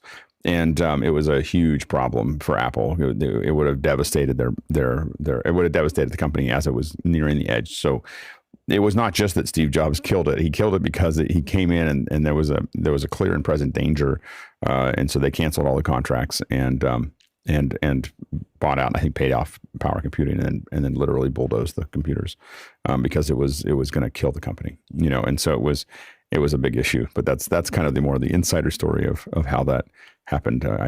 That's the best, that I will admit is the best part of going to conventions, where you can do what we call beer boarding, which is you sit around tables and drink a lot of beer and talk about what happened. Go ahead, Mitchell. Yeah, that same story seems to be playing out with the infamous Hackintoshes that are being built on Intel Iron. And Apple is doing everything they can to keep that from continuing to happen. Some of those Hackintoshes were indeed faster than regular Macintoshes. But I think what happens now is that when the software installs with all the new Apple software, it checks to make sure the ROM is a real Apple ROM and that it's not allowing it to work anymore. Yeah, go ahead, Bill.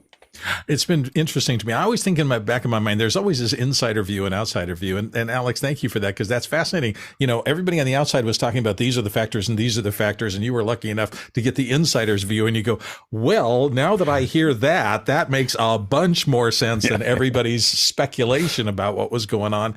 And over again in my career, that difference, the delta between the insider's view and the outsider's view turns out to be really, really, really important. Yeah. Also, their job is to make money and be a big company. They've done pretty well at that. So whatever they've messed up, their formula is working. I mean, the biggest thing is that it allows them to do so many things. Number one is that the reason that it'll be hard to compete with the M1 is because you have to own the whole stack.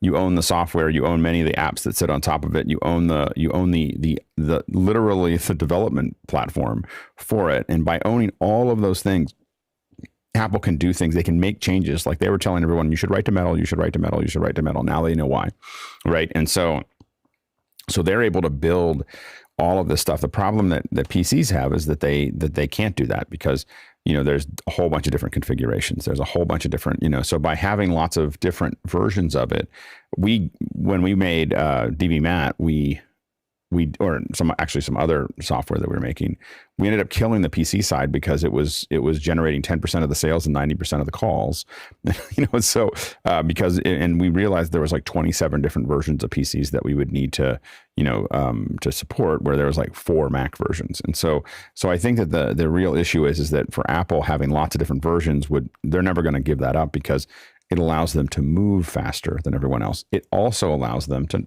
do things like not really worry about Final Cut, being pirated, because you still have to have this giant dongle called a Mac to use it. And so they're going to get paid either way. Go ahead, Jeffrey. Yeah, and back on that Hackintosh thing, I heard a lot of people that moved to Hackintosh simply because of the fact that Apple wasn't keeping up with the current hardware. And there's a lot of people that just couldn't use the trash can anymore. So they had to make their own systems and go from there. So that's one of Apple's biggest albatrosses right now, is if they don't keep up on the hardware, then they're going to start dropping off and having problems. So they got to stay on the ball on that. I haven't seen any of the Hackintoshes work as well as everyone thought they would. I mean, every person I know that has the Hackintosh is like, well, it works some of the time, and half the time it crashes and it does weird things and doesn't support these things. And so it never really worked that well. It's kind of more of an art project. And go ahead, Rupert. in terms of why they want to maintain tight control over the whole stack. I mean, I've often heard Apple likened to a walled garden, particularly in the wider ecosystem with the iPhones and stuff. And there's probably some truth to that. And I think on the whole, most Apple customers want to buy into that. Of course, some don't. Some would prefer to be, have more freedom. But on the whole, I think that's what you're buying into, and that's they're serving their market. Yeah, what Apple does is almost impossible to do. It's a horrible idea when you're a smaller company, and they only survived this closed garden because first the iPod and then the iPhone. So there was the business model doesn't make any sense when you're a tiny part of the market. When you're a very large part of the market, it's almost impenetrable. That's why we're talking about antitrust, because everyone can see what's happening now. Apple's outstripping everybody. They're moving at the speed of a cheetah at the size of an elephant, and that's terrifying for everyone around them, because even if they don't own a market, eventually they will, because it's a horrible business model at a small size. It's a devastating business model at a large size. Next question. Tony Mobley from Noonan, Georgia. What is the best way to move video content from my Google Drive to a drive that I have created for church use? To download it and upload it. To download everything from Google and then upload it up to something new. I wouldn't try to move across the, go ahead, Rupert. Yeah, I'd agree with the download and upload. I'm not sure how to best go about it. I can just say one thing to try and avoid is that sometimes with those push pulls with Google Drive, it'll re-encode some of those files to low res, high res versions. And there's some options in the back end to make sure it doesn't do that, to disable all that. So just watch out for that as you do that download and upload. Yeah, go ahead, Bill. And depending on the size of it, if it's really large files, sometimes if you have modest bandwidth at wherever you're downloading from, and people or businesses or institutions that have much better bandwidth, sometimes I ask back in the old days, hey, can I come over because I've got this big file I have to download, because it can make a significant difference. If you go to download content and you're facing 20 hours of download, if you can cut that in half, that's a significant boost. Yeah. Next question. And it's from Rupert McCrae again, Dallas, Texas. How does the inbuilt microphone in the Rode Wireless Go 2 compare to the Rode Go wired lavalier microphone? Go ahead, Mitchell. Not quite as good. Anytime you use a built-in mic, you got other issues to deal with, handling noise, other issues that might be RF related, but a wired mic plugged into it will work better, regardless of the manufacturer. Yeah, I mean, I'm surprised at how well it works a lot of the time, but I don't like the sound of lavs in general at this point. So I am, but I am surprised at how well the built-in one works. I don't think it works as well as the lav, but it's surprisingly good if I just clip it on when I haven't had another option. Next question. Andre Dole from Berlin. Alex, for show design of Office Hours 2.0, you mentioned that the gallery should only be shown during the question. Are you still open to showing the gallery for group reactions, or should we avoid this? I'd like to avoid it, and it's mostly because today there's a handful of us, and we're all pretty focused. But a lot of times when there's 15 or 16 of us, a lot of us are researching other questions. We're working on other things. We're readjusting. We're getting something to drink. We're doing all the other things, and it's really better for us to know that we're not going to get turned on. So it's important that the gallery happens at a specific time so that you can see the gallery. We want you to see the gallery, but we also want to make sure that the panelists are protected, that they have time to do the things that they need to do to be on. We're on for 2 hours, straight. That doesn't happen very often. There's no commercial breaks. There's no playouts. There's no all the things that we normally add to a video. So if we start adding those things, we could probably work it in more. But it really is when we get surprised. I have to admit that I'm even irritated when we go to the super source when someone's in the middle of an answer, because it means that I'm suddenly caught out of when I'm expecting a gallery, then a super source, and then the answer, and then potentially a super source again every time we change people. But outside of that, if we put it in the middle, I'm always like, wow, I wasn't ready for that. So that's how we kind of approach that. The next question. James Haldane from Vancouver, Canada. My client wants to use 18 push-to-talk table mics, 2 people per mic, which I do not own. Would I be able to substitute SM58s on table stands with a dugan? Can anyone see any issues with this? Everyone will have laptops in front of them. Mitchell? Well, the first problem would be what Alex pointed out the other day when we were talking about multiple mics, multiple people. If they're all touching that microphone, you got a COVID issue there to deal with.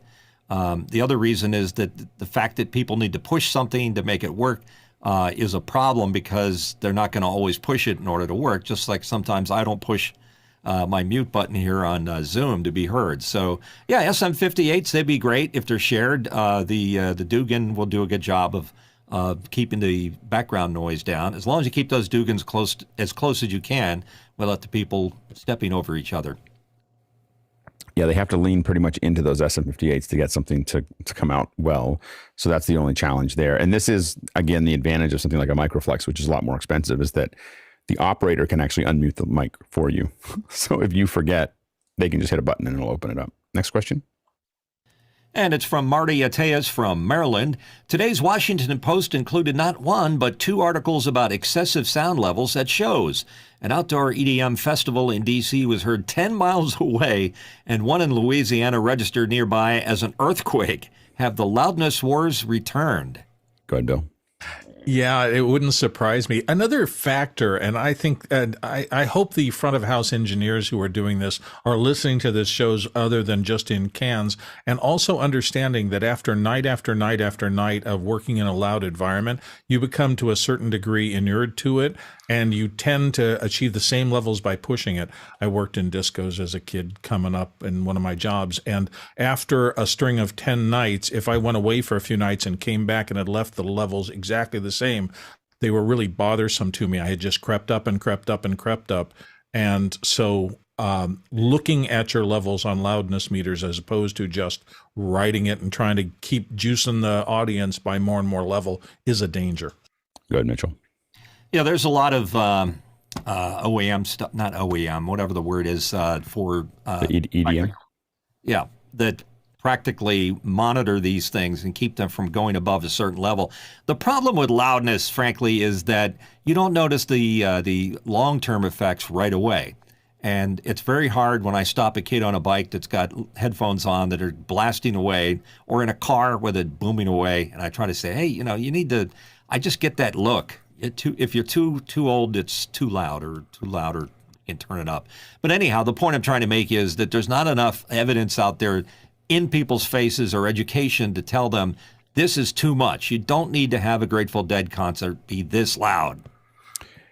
Yeah, I think that is it's a challenge. It's really a challenge because you're trying to also propagate across a lot of people. So you're trying to make sure that it's the right, it still moves you at hundreds of feet away or thousands of feet away.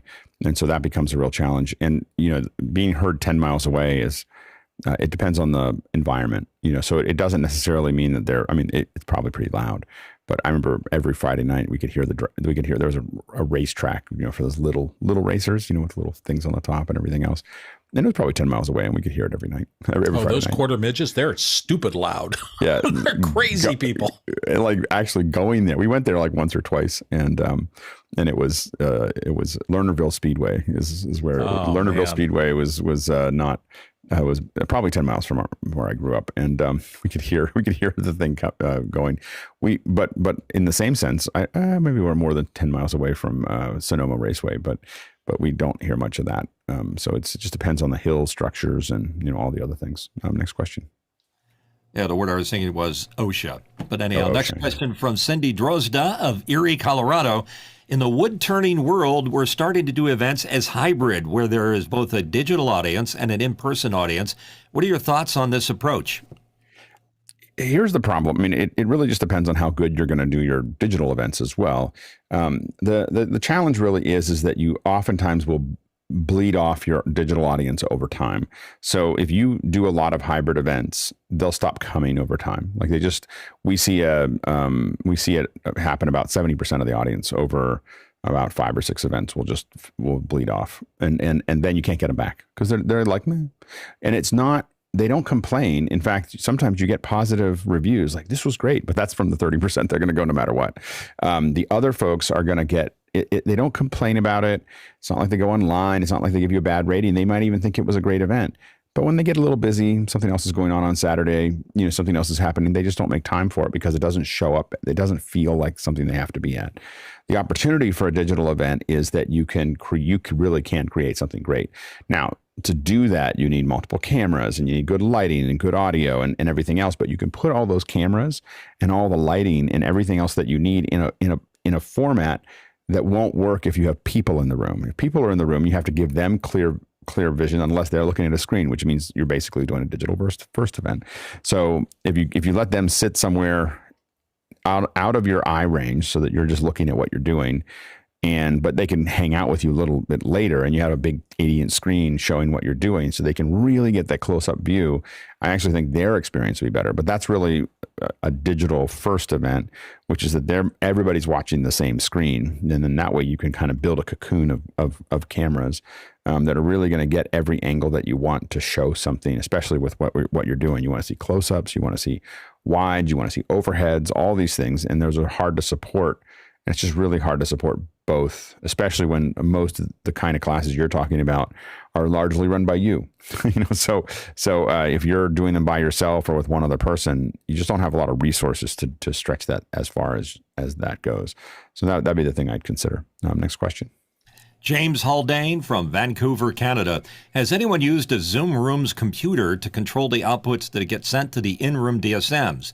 Or is there a better method of sending signal to DSMs for a hybrid event? And go ahead, Rupert. This is really how NDI evolved in Zoom Rooms because, on-site folks wanted ways to distribute signals across a room or across on-site infrastructure.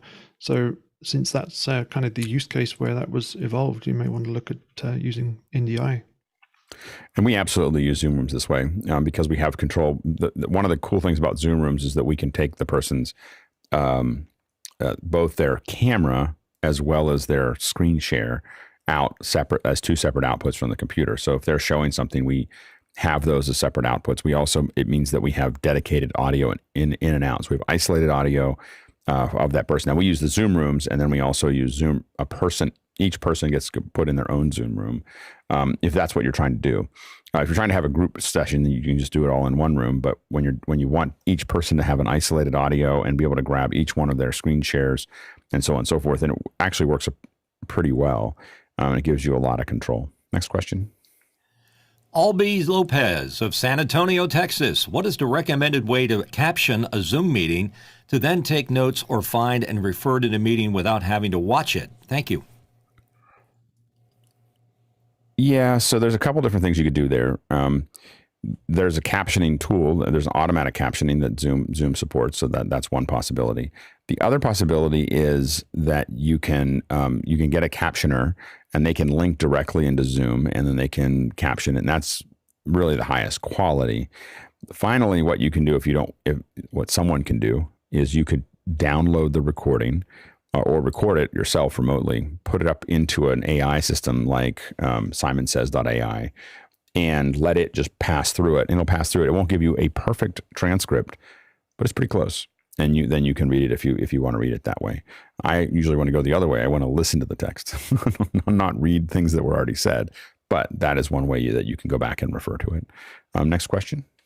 John Filer from Greenfield, Massachusetts. I'm trying to start filming various makers within a 12,000 square foot maker space with the hope to live stream classes in the future. What are some of the things I could do to get high quality voices and lower tool noise? This is something that you may find that Noise Assist works with. The tools, you may hear a little bit of them, but the tools can oftentimes be pushed back by that. So that's one thing to kind of think about. The other thing to think about is getting the source or the microphone as close to the person as possible. So using some kind of headset mic is going to mean that the closest thing creating noise is their mouth, and everything else is relatively far away. And you can get ones with a lot of you can get headsets, and a lot of them for sports broadcasters might use the Bear Bear Dynamic headsets or the Sennheiser headsets, and those are going to be big and over your head. There's another company that's actually out of Santa Rosa here. I should see if I can go up and do a second hour there, but they're called The Boom. And the boom mic is they make the circuitry for the folks flying Apache helicopters, and so there's a lot of noise in an Apache helicopter, in case you're wondering, when you're in the cockpit, and so it makes sure that it's intelligible. Now, as you get the circuitry that starts to get rid of the surround sound, I used to use the boom mic for I used to own a convertible, and then that convertible, people thought I was in the office, and I was like top down on the 101. So I think that those are things for you to kind of consider as a headset based mic with a lot of off-axis rejection is something that you want to look at. And the boom, again, is kind of low profile, doesn't have the big head things and everything else. So that's a thing to look at. DPA also makes one that's an integrated in-ear with a headset. And that actually could work fairly well for what you're doing as well. Super excited about. I would love to watch the videos that you do. Live classes. It would be really, really slick. And I think that there's a real opportunity there from these maker spaces. There used to be a maker space in San Francisco that was pretty slick, and I think there's a lot of opportunity for people to watch classes from there, especially, and be able to ask questions, especially before they come into the space. And get certified to use the equipment. So I think that would be really cool. But I think that those kinds of mics, I would really think about headset mics that have a lot of off-axis rejection would probably get rid of most of the noise that you have there. Next question.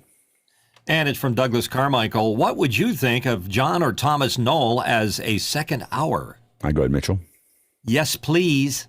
I would definitely love to see those guys. The inventor of Photoshop? Come on.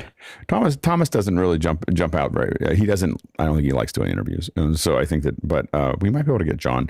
I have been mostly. There's a group of people that I've been kind of waiting for our editing in OH2 to kind of settle in and get everything working, and we're almost there. That there's a group of people that I would invite when we have it. We're very, very close now. I mean, things are working fairly well. That we'll start inviting some of those folks on. But I think that John's a possibility.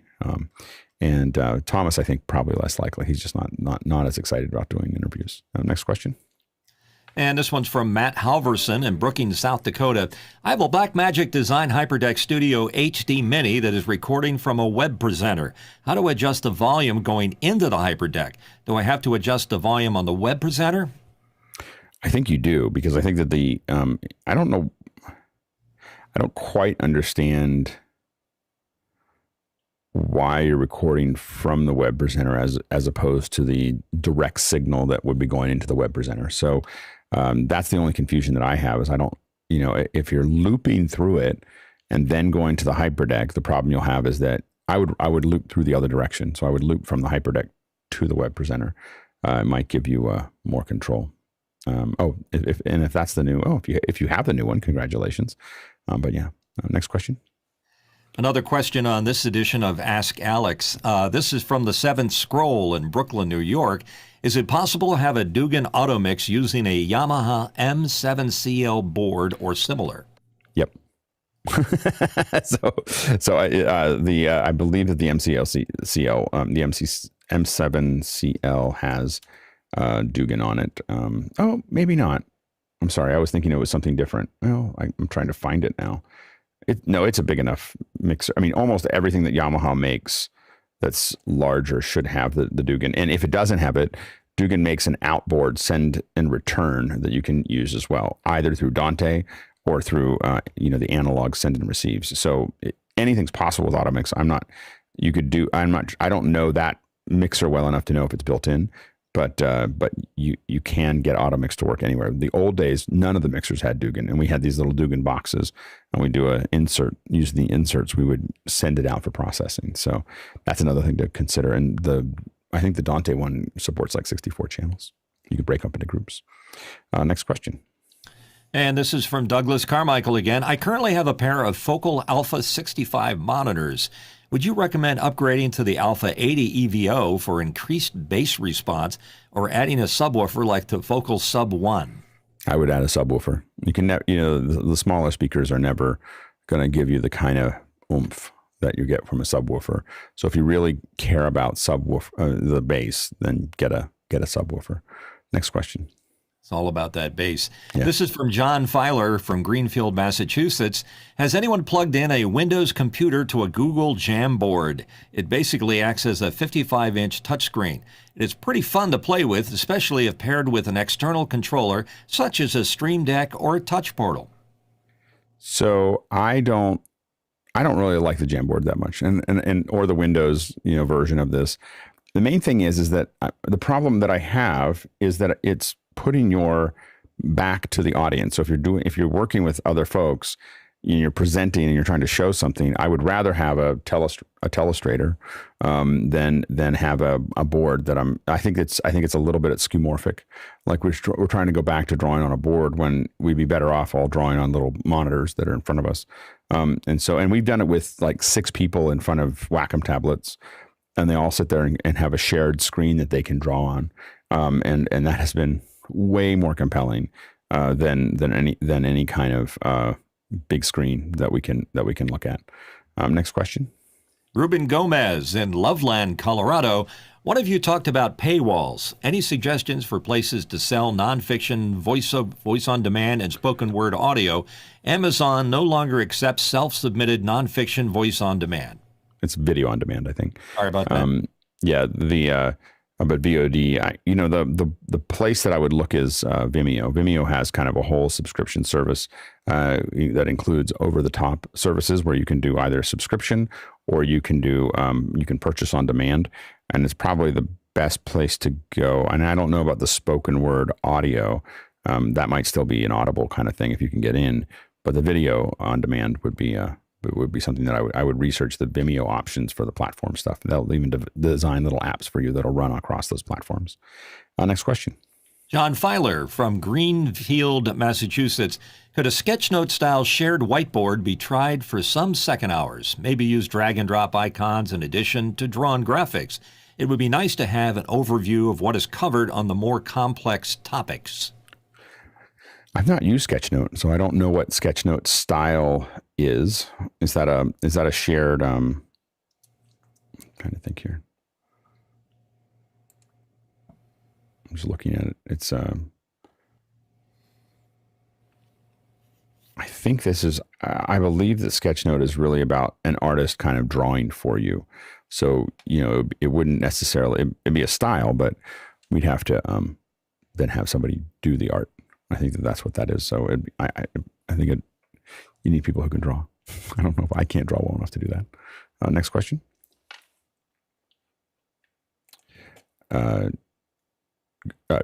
Sorry, go ahead. got me. Rupert McRae in Dallas, Texas. If there were to be a Brio killer in the future, would it most likely be made by Logitech? And what possible improvements could they make?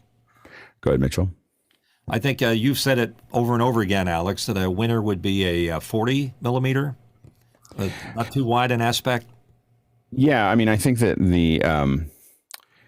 the Brio killer, I think, is really a 4K with a 60, maybe 70 degree field of view. I think that's what's missing right now, because all these webcams that we get are way too wide. They're, for work for home, we want, I mean, the one that I still think was perfect was the Precision HD, which was 50. It was a 50 degree diagonal field of view, and it was perfect. Like if it sat where mine sits right now, and it was built for that work. It's built for an open office. Like that's what that Precision HD was built for. And I think that with the open offices and people coming back with work from home, where people don't want to necessarily show all the backgrounds, with all those things, you want to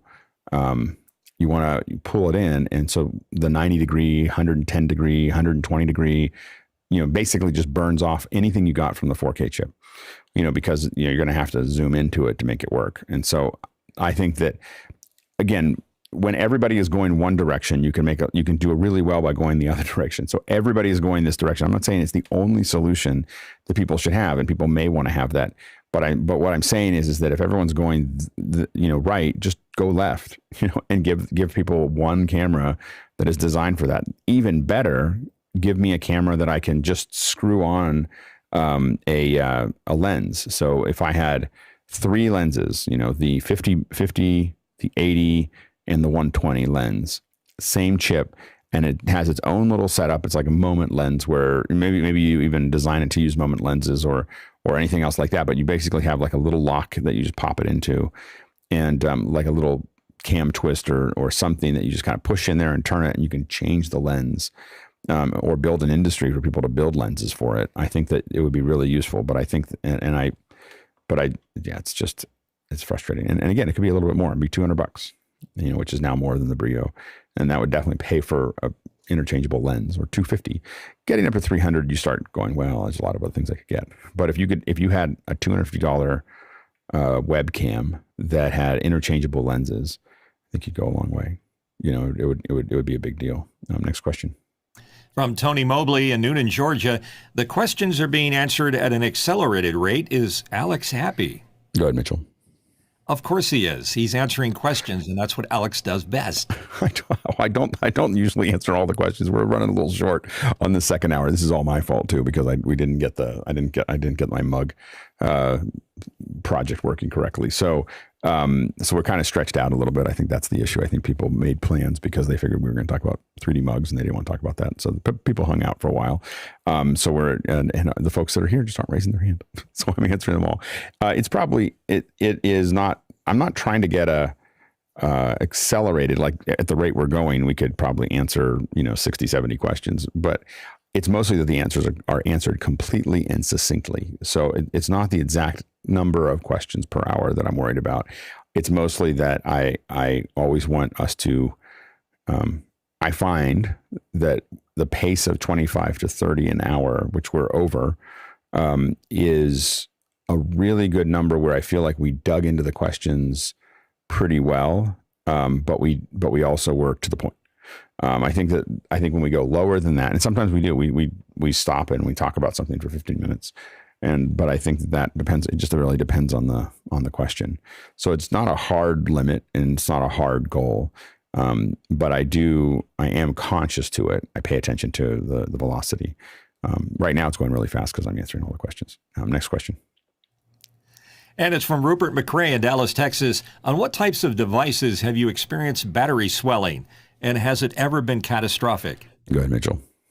Yes, the famous battery snot in your camera, or it could be in your camera, but mostly in flashlights. When you need it the most, you open it up and it's got this grunge that's in there, and it's done. Yeah, go ahead, John. Third generation iPad, I had battery swell and it blew up the whole device. I couldn't be repaired.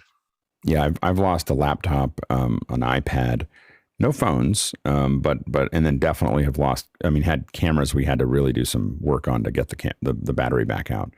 So definitely have had some of those experiences. Nothing caught fire. I did have a friend who had one of those little things you stand on and roll around on, and burned down a quarter of the house. So it was not a good scene. So they had a real problem with the less expensive little hoverboards where they caught fire. Go ahead, Mitchell. Wasn't there an early Apple laptop that was notorious for getting extremely hot and burning people, like on planes, things like that? There's a couple laptops that have gotten really hot. And again, what generally happens is there's some kind of short circuit that causes the battery to feed on itself, and that usually sets it off. Next question. Tony Mobley's back again from Noonan, Georgia. What are your thoughts on the 29.0 audio hijack update? Go ahead, John. I don't know what version 29 is. I have version 4, which is the latest, greatest. I think it's $29 upgrade. Oh, just the $29 upgrade from the last one. Yeah, it's great. I upgraded. It's got EQ capability now. It's got scripting built in. It added a lot of stuff that we actually use in production. So we're real happy with it. Go ahead, Tony. Yeah, apologies. I meant to say $29. Yeah, no, absolutely. Go ahead, John. Oh. No, yes, you just came in twice. Hit the wrong button. Yeah. So generally the audio hijack, they put a lot of value into every upgrade. So I usually just upgrade for those. Next question. From Matt Prefontaine in Winnipeg, Canada. Suppose I was looking to do a 2-computer stream with a Windows computer acting as the encoder and a Mac as the main content, which feeds the window machine through NDI. Which computer should I put my audio interface and face cam into? If you're just using the Windows as a streaming unit, then I would put it into the Mac. I'd put all your production into one place. You're not trying to deal with it in 2 different places, and make sure that it's leaving the Mac. But I would still measure the stream on the way out. And that's the thing you want to think about when you're thinking about sync, is especially when there's computers encoding, is to measure your sync on the far end. So stream it out somewhere that you can pull it down and measure it, because you want to make sure that it's actually, when it gets to the edge, it's still in sync, especially if you have a software encoder. Next question. Chris Widener from Lafayette, Indiana. Has anyone tried the Data Video PTR10 MK2 robotic pan tilt head? And how does it compare to the high-end Sony pan tilt zoom? And this is just I'm assuming that this is just the head. This is the remote control head that you can use there. And I think that usually what you're looking for is the smooth operation of how smooth is it, and you have to decide whether that's necessary for you or not. The Data Video looks like a pretty good value. It is only about I think. Let's see here. It's about $2,200, at least on MarketTech. And, it says it's, what I don't understand is they show it as, it has listed, maybe it's passing video through it. Oh, I see. Yeah. So you can patch the camera into it and it will support up to 4K 2997. I think generally I wouldn't want to pass through it, but I guess you could probably decide which way you want to go. But I think that at that price, if you can actually pan and tilt while on camera, I would be surprised. So, but if you're just trying to move a camera to a place, you also want to look at weight. So it's only going to handle a couple pounds. And so you have to make sure that the camera is relatively small and lightweight to make that actually work. But if it can handle the weight, especially if you don't need it to pan smoothly from one place to the other, and maybe it does, but without testing it, anything I see under $5,000, I assume it can't do that very well. Next question. From Dennis Champion Walker in Mansfield, UK. I had an issue with Audio Hijack 4 lowering the pitch of audio after it had been running for over 24 hours yesterday. Has anyone else experienced problems with the new version of Audio Hijack? I haven't. Running lower feels like it's a change of sample rate, so I would make sure that also that what went into it didn't change from something like 44 to 48, because that's usually, if it interprets 40 or 48 to 44, if it interprets one way and it starts getting something else, it changes the pitch. Go ahead, Mitchell. Some devices tend to, if they lose sync, they try to catch back up to get to the sync point. Might be that. Next question. And it's from Rupert McRae, and he's asking, what is the longest expected lead time for something you have had on order and are waiting for? I think, do we count Kickstarters? Because the Kickstarters are I get them. I forgot what they were. I forgot that I ordered them. It shows up a year and a half later. I'm like, oh, right. I ordered that forever ago. Go ahead, Mitchell. Yeah, every day the Guinness World Record has changed for my order on my Studio Technologies 205. I ordered it on the 8th of February, and now they're saying sometime in June. The best one that I had was I ordered the hydrogen, from Red, and I ordered the titanium, and the titaniums were further back. All of them were delayed, but the titaniums were further back. So they sent me a regular one. And then they sent me a titanium one, so I ended up with 2 phones, which that's a great way to handle that, by the way. Go ahead, John. So we're talking to this company that builds high-end telemetry for rockets, and they're a year out on their transmitters. It is. If you're talking about electronics right now, it's just a disaster. I mean, people are talking about 12, 18-month wait times on a lot of this stuff. It's just, and I was just talking to somebody they're redesigning their entire stack to get rid of those chips. And it's going to be really damaging to the companies that are behind, because now everyone's literally building new hardware and writing around it so that they can get to the chips that they want. So the repercussions of this are going to keep on unwrapping. Go ahead, Mitchell. I was looking at some new cars the other day, and they have a sign as a disclaimer, and it says, because of the chip shortage, this car will not be available, or you can pre-order. And the other thing, I tried to get a second FX3 Sony camera. Can't get them until July or August. Yeah. Next question. From Keenan Campbell in Princeton, Illinois. For freelancing jobs, how do you find them or market yourself to potential clients?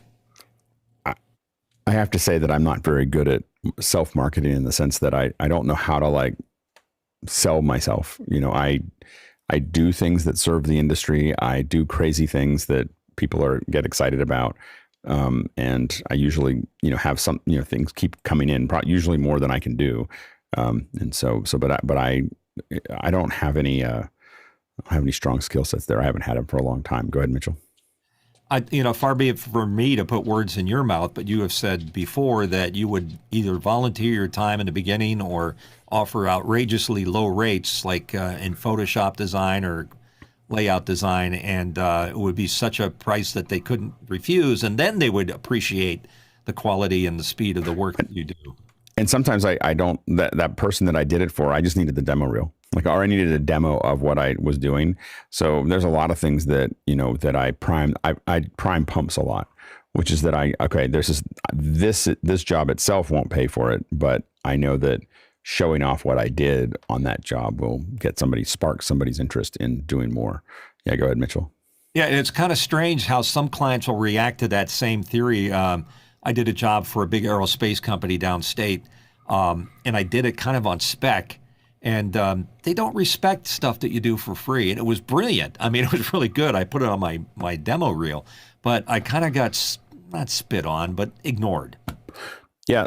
Well, I don't do things I tend not to do things for a company that they didn't ask for. So if they, but I'll go, I'll throw something together.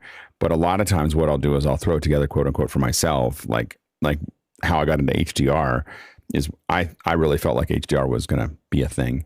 And so we just started doing research on it and started outputting things. And when something came out that looked pretty, I showed it to a couple friends that worked in a couple of companies. I was just like, this is really cool. Next thing I know, I'm working on HDR R&D, because all I did is show interest in something that was way out there. And did it pay very much? No, it was like here and there, spotty over years. And then next thing I knew, I was spending a year and a half only thinking about HDR. And now, now I know a lot more about it. Now, when I started, I knew nothing. Like I didn't understand how any of this worked and why it worked and everything else. So, but we ended up, generating a lot of revenue from that. But I'm always coddling, little ideas around there, like it might be around VR or stereo or something. And I kind of am always trying to do something that no one's ever done before. So I probably do that 2 or 3 times a year. I pull something off that no one's done before. I've offered services to companies like a rental house where I'm renting something expensive. And I've said, look, I'll do a logo animation for you if you can give me 10% off or give me a price. And a lot of them are pleased to be able to do that because they want the work and you want the exposure. And sometimes they spread the word because if it's a rental house, they're talking to other people and a lot more than you would. Absolutely. Next question. Next question comes from L. Wilson Spiro in Berlin. What is the worst piece of hardware you've ever been forced to work with? Give us a good horror story. Oh, I'm trying to think of the worst. The worst piece of hardware. Before we owned a real switcher, and I can't remember who made it, there was a little like software on a chip switcher, but it was still hardware. And I remember it was RCA ins for all the cameras. And it was, at the time, Pixelcore didn't have a lot of money. And I think I spent $2,500 on it. And it was a big number for me. And it was just horrible. We used it once, but the problem, and it was one of the things like it went back into the box to get sent home and never did. So we found it. I remember finding it like 10 years later in some box. I was like, we didn't send this back because it was so unstable. So I think that is, that's probably one of the worst ones that I'd use. Go ahead, Mitchell. An Apple III. I actually had one, and I sweat bullets through that. I ended up selling it to a voiceover actor that came through, and he hasn't talked to me since. Yeah, we had the other people to hear me talk about it. And again, they may have gotten much better. The early Epiphan hardware was really spotty, and unstable. And the problem is it worked enough that you thought it would work. So those are the worst. The worst hardware is the stuff that works well enough that you still think you could make it work. Like it's not so disastrous and it just keeps biting you. Like it's just, it's like you think that it's going to work. And then it surprises you during a show. TriCasters are like that for me sometimes, where it works well enough. And when it works, you're like, this is great. I got all these graphics and I can do all these things. And then it, crashes. And so it's, so I wouldn't say that those are the worst because Leo uses them all the time and they work well. I have not used them recently just because some of the stuff that has happened in the past. Go ahead, Mitchell. I'm sorry to keep mentioning Apple product, but I had one of the first Apple Fax Pros.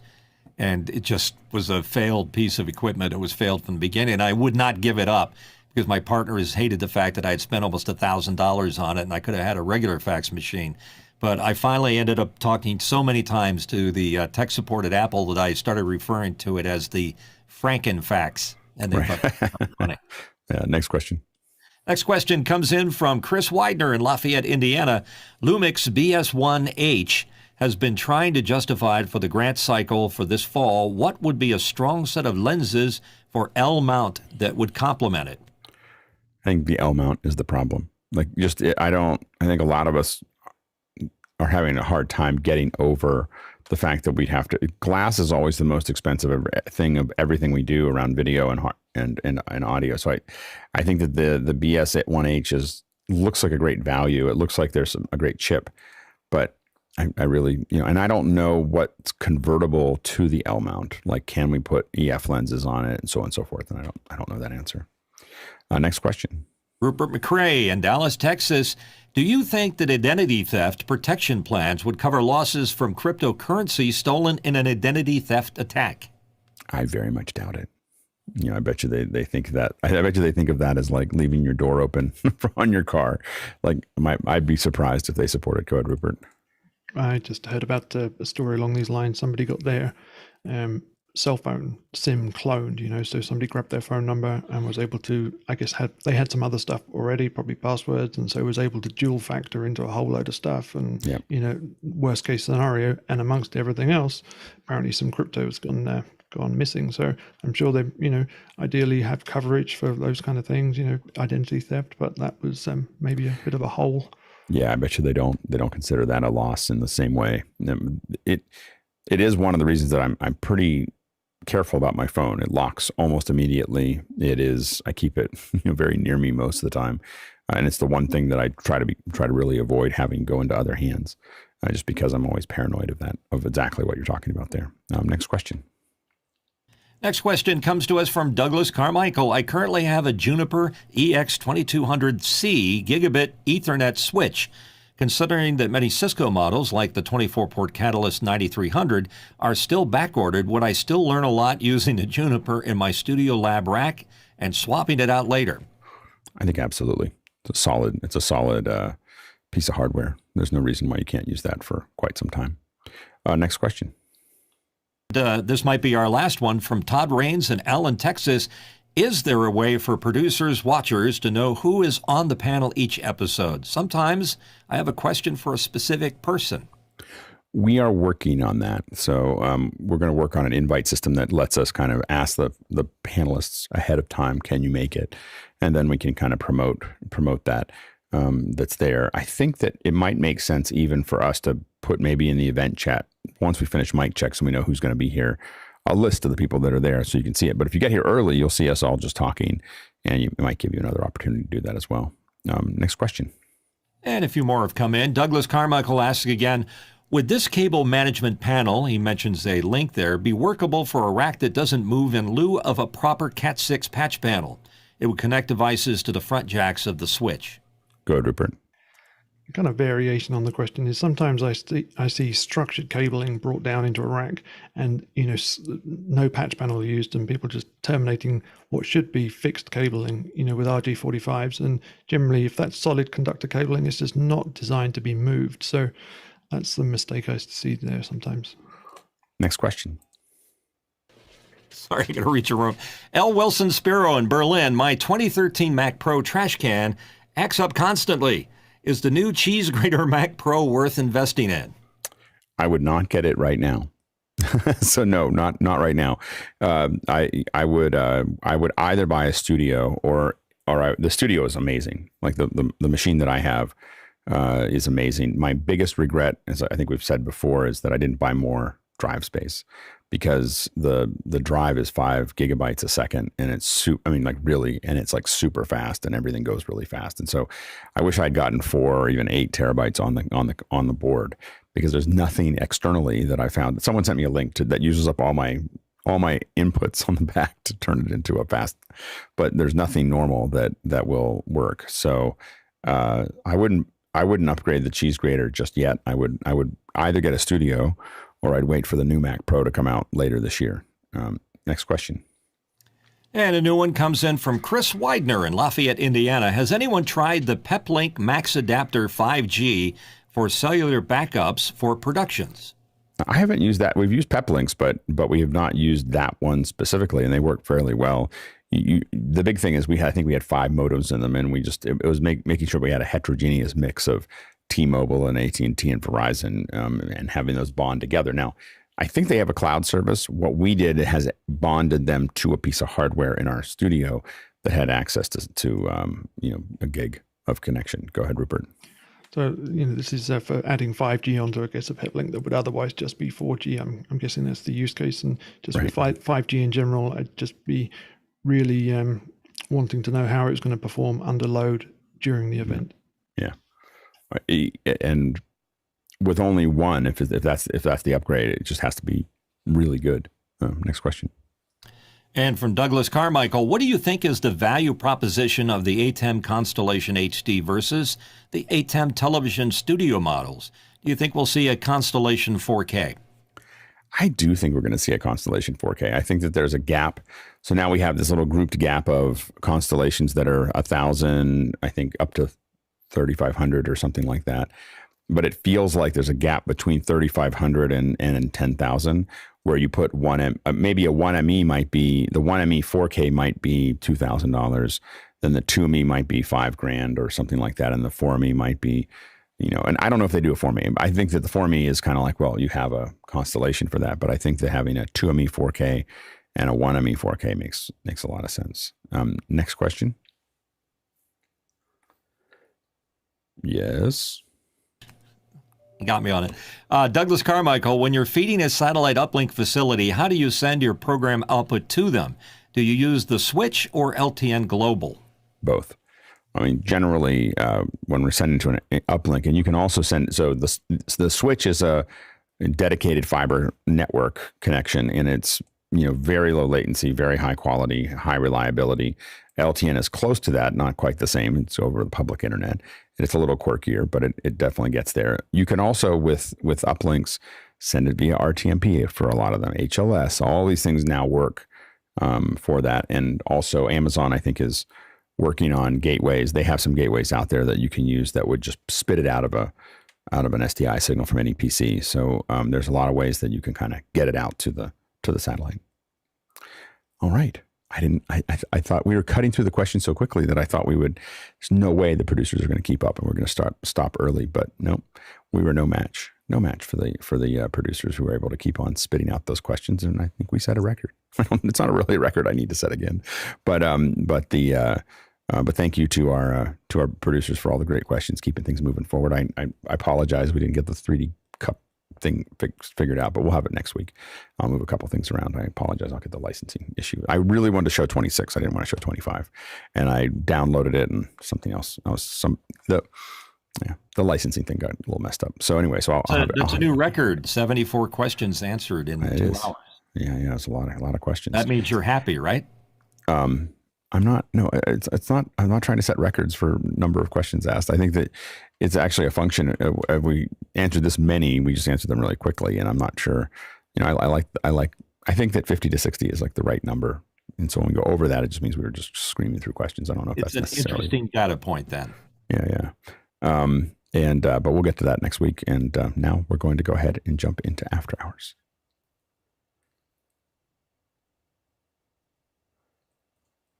I'm all questioned out. I don't think I can answer any more. Anybody asks me questions today, I'm going to go, I'm done. I can't answer any more questions. You're going to have to figure it out because I'm done. That was a lot of good questions, though. Woof, woof.